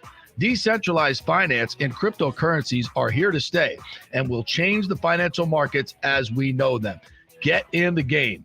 Get with the experts at DeFiLava.com and tell them JP sent you, and get their free 2022 crypto market forecast today at DeFiLava.com. Don't get left behind, folks. Make some money at DeFiLava.com. The world economy is in chaos, and mortgage rates are going to go higher in the next few months. Meanwhile, home values are up 24% in some neighborhoods of Tampa Bay. Do not miss this opportunity to refinance your home, get some much-needed cash to handle skyrocketing inflation, and fill up your car. Contact Scott Fitzgerald at American Mortgage Services. Even if you've recently refinanced, Scott can make the deal work because he charges no lender fees like the big boys do. He will also shop your loan around to dozens of lenders and get the best rates and terms. Let them compete for your business. The big banks charge huge lending fees. Customer service is simply a phone number with endless wait times. Scott is local and will personally take your call. Here's his cell phone number. Tell him JP said you could call. 813-294-7595. Scott's done over 3,000 loans, including many coaches and athletes. He will answer your calls and concerns and give you workable strategies to be smart with your money. Reduce your payments. It's not just what you make, it's what you keep. 813-294-7595 or email him at scott@amstampa.com. The health professionals at Bay Area Modern Medical Center want you to know it's time to commit to a new healthy lifestyle. It's literally a matter of life and death. 42% of Americans are considered obese, and being obese made you 3 times more likely to be hospitalized by COVID. So getting in shape is not just about looking better, it's about living much longer. At Bay Area Modern Medical Center, they take a very different approach to primary care. It's personalized preventative medicine. Christopher Lugo and his experienced staff are proactive in looking at your issues before they become a problem, encouraging a healthy lifestyle with proper diet, supplements, and exercise to optimize your active lifestyle, building up your immune system, not destroying it with poor nutrition and bad habits. So call for an appointment, maybe change your primary care, and get on a journey back to full health and a happy life. Call 844-977-3477 or go to BAMMC.com. Tell them JP sent you for priority scheduling. 844-977-3477 or go to BAMMC.com. Have you purchased a home in the last 10 years and the stucco is starting to come loose from the upstairs portion? Well, that can cause some serious damage that you can't see until it's too late. Is it becoming an eyesore? Have you contacted the builder and just can't get any relief? That's very common here in Florida. So call the law offices of Christopher Palermo. They can help you. Call 813-221-5636. That's 813-221-5636. He's recovered millions for his clients. The law offices of Christopher Palermo at PalermoPA.com. pure sports. JP is back on. Welcome back. FanStream Sports. All right, welcome back to the JP Peterson Show, brought to you by the law offices of Christopher Palermo and Bay Area Modern Medical Center, BAMMC.com. Check them both out. American Mortgage Services and the good folks at the Golden Diamond Source. So if you messed up your Mother's Day, you got something she doesn't like, take it back and go to Golden Diamond Source and get her something that she likes. That'd be good. Don't look at me like that. But did you get your – oh, you're the one who forgot your flowers to bring to your mom. You left them? This is going to sound bad. But I'll be honest. Give us, remember how I mentioned I got my mom Tim McGraw tickets? Yeah. For Friday night? Yes. How'd that go? Great. She said it was great. Yeah. I gave her a nice Great seat. show, I heard. I did hear a great show. Yeah. I got all the girls were swooning in his tank top. Oh, yeah. My mom, he looked damn good. I know. I was like, no, he's a little bony. A little too bony, I think. But anyway. Well, they call that cut, actually. I guess ripped. So. Well, they haven't seen handles like these bad boys. Then I wouldn't know. Anyway, I got those tickets for her for Christmas. And I thought, okay, I got them for Christmas. The event itself's taking place on Mother's Day weekend. Yeah. 2-for-1 special. Nah. So yesterday, me and Casey, it was like in the morning, she was going to get flowers for her mom. And I'm like, okay, I'm going to get flowers for my mom. Right. Took them back to Casey's house, cut them up and everything, put them in a nice vase. And then we were having a powwow at my house and I forgot the flowers at Casey's house. So forgot the flowers. And I came in empty-handed. What about not even a card? No. Oh. Wow. Yeah. I love you, Mom. Not to make you feel bad. My mom passed a few years ago. So, but I had my girlfriend, Ashley, great mom, got her some beautiful roses, dozen roses, beautiful card, nice, thoughtfully written thing inside, lots of chocolates, nice gift card for where everybody wants to go. What is it? Ulta, Sephora, one of those things. Yeah. Well, I've had too many go arounds in those. Yeah, one of those things. One of those things.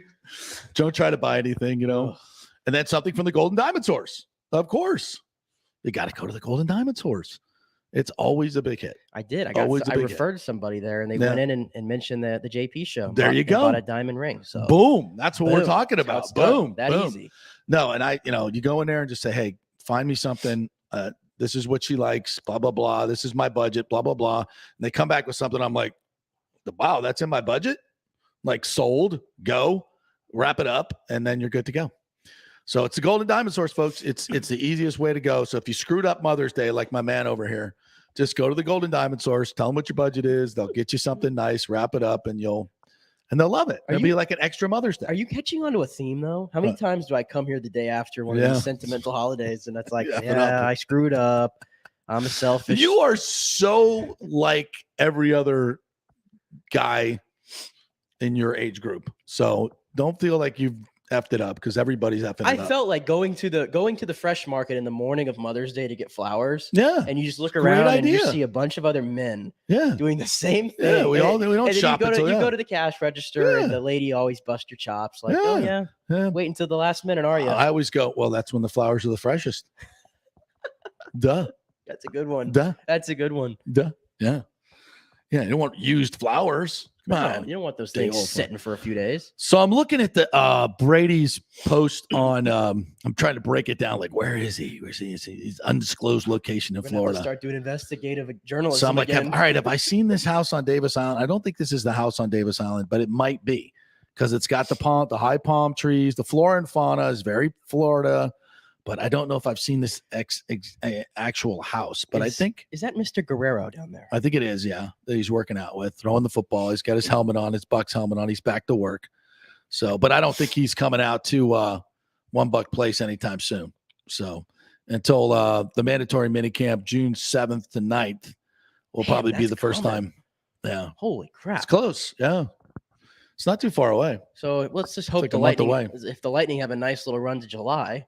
Then before you know it, it's going to be leading right into football. Tell you what, I do not want that to end, by the way. Do we have any Coop? Yeah, we have last night. Let's play a little Coop.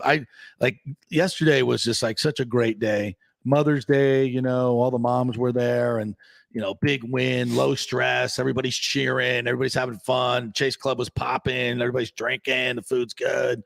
It's just like a great day, right? A great day. We went out by the pool. Everybody had a beautiful day. It's like, this is Florida, baby. This is what it's all about, right? Tampa Bay. It's very Tampa freaking Bay. I'm like, I do not want this to end. Like, we cannot lose first round. We got to go deep. It's going to be a tremendous bonus if we make it all the way to the finals and win a third. I mean, are you kidding me? I can't even dream of that. It's so unlikely. Not because the Lightning aren't good enough to do it. It's just, it's so hard, right? But yeah, that excitement last night, I do not want it to end. I know we got another game. We're assured of, you know, game 6 on Thursday, but I don't want it to end. Here's Coop after the game. 3 goals in the first 8 minutes. So what does that do, you know, to the market? You see 3 goals in the first 8 minutes on Toronto. Does it ever seem to get back into this game? We got 5-0 after that. It was, yeah, we scored early and often. So usually when you do that, you're putting a team on their heels, and that was the game. That first shift kind of set the tone in terms of the way you guys want to play the urgency. I mean, I think you're asking questions that you already know the answers to. It was good shift. How good was your work ethic tonight? Excellent. Josh, how do you like Braden Point? Braden Point's been exceptional. He'd be hard pressed to not say he's been the best player on the ice, or in what he's had to do, and it may not show up in the score sheet every shift, but he's been really good. He's been great for us. What stood out about Hagel and how he's been able to play in this? The whole line's been great. He's skating, he's working. There's no quitting that kid, and he's you know, like any player that's gets traded, it takes a little time to fit in, find your way, and he's really found his way, and it's been a great ad for us. It's been a hard series to read in terms of, you know, momentum between each game, and I don't leave it with one close. I don't know. That's for you guys to decide. He's just not going to answer Joe's questions. It was. Well, what about the line? I mean, with 5 goals, they had 3 of them. Each one had a goal, and you know how it is in the playoffs. If you can get depth scoring, it's usually a good thing for you. And it was great to see those guys. You know, I know the guys on the bench were really happy for him. How do you, as a coach, build off this momentum? Hey, this is just one game. We're here to win a series. Do you feel after Stephen came out in the first minute and scored that things were going to be going in your way? Hey, when you get up 1-0 in the first couple of minutes of the game, you're pretty fired up. He scored as one of his staple one-timers, and again, it's much better to play with the lead, and we did tonight and worked out. That's not salty Cooper, but that was short Cooper. Very short Cooper. On purpose, too. Deliberate. Yeah. He went in there thinking, I'm being short tonight. Yeah. I got people waiting. It's Mother's Day. This won't take very long. I don't even think it's that. He has this like remember his quote there was, "We're trying to win a series, not a game." Yeah. And I get that feeling that he does not want to like act like this is some big accomplishment for this team, because they can't in a series like this where it's up and then it's down right away. They can't have another down like that. He can't trust the kids. Even though they're not kids. You can't trust them. Yeah. Because as soon as they start patting them on the head, what do? Yeah. They go to the ice cream machine. They get fat and happy. They go pour all the chocolate sauce on, and then they go on and play another game, and they're like, oh, yeah, man, I'm a little fun. Shouldn't have eaten all that spicy beef and broccoli. Seriously, it's like he can't compliment him. He can't really be effusive in his praise, because he knows that the guys will just take their foot off the gas pedal, and you know, sooner or later we're going to get burned that way. Let's just be honest about it. I mean, as much as we want to laud this team for coming back, and it's now, by the way, is it 16-0 or is it 17-0? Everybody's saying something different. It's 16. I thought it's 16. I think if you count the loss after Columbus, like the next year, I think this is where the difference comes in. You know what I'm saying? Like your first game of the next playoffs. Mm-hmm. I think that's where the discrepancy is. Yeah. So not that it matters. It's 16-0, it's 17-0, but the numbers are off the charts, especially Vasi's numbers. His goals against is like 1.7 in the back-to-backs with 5 shutouts. It's just what this team does, and whatever, keep it going. We love every part of it. So yeah, it's. But now you got to come out and you got to. This is the game. You know, I said that about Game 4. You had to win Game 4, but just come out and do play from the get-go in Game 5 up there, get a lead, get them start gripping their sticks a little bit, let the crowd turn on themselves, turn on their own team a little bit, just ratchet up the pressure, and then we're good. And I say all the time, the pressure's not on the Lightning. It's not. It's not. It's not. I watched that game yesterday, and I told you, you know who was quiet? Matthews and Marner. Yeah. I didn't think they had much space last night. And I'm telling you, if they go up 3-1, they're thinking, all right, we got this, right? Yep. There's no we can let this go again. Now it's 2-2 when you're going back up to hostile territories up there in Toronto, where they might be a little bit more antsy, let's just say, than they were in game 1 and 2.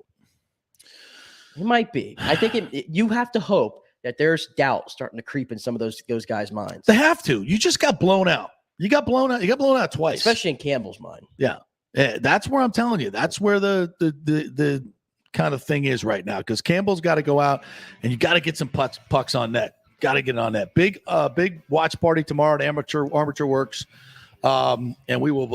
We're going to be there. I think I'm going to head on out there for that. I think I might be doing something official with the party. I don't know yet. We'll see what schedule they give me. I'd be happy to be out there with y'all. All right. Our thanks to Dan Lucas, who joined us today. We got a big week planned, a lot of big guests coming on, so stay with us all week. The Lightning are in full swing. The Rays back at it, and we'll have some Bucks news as well. Have a great day, everybody.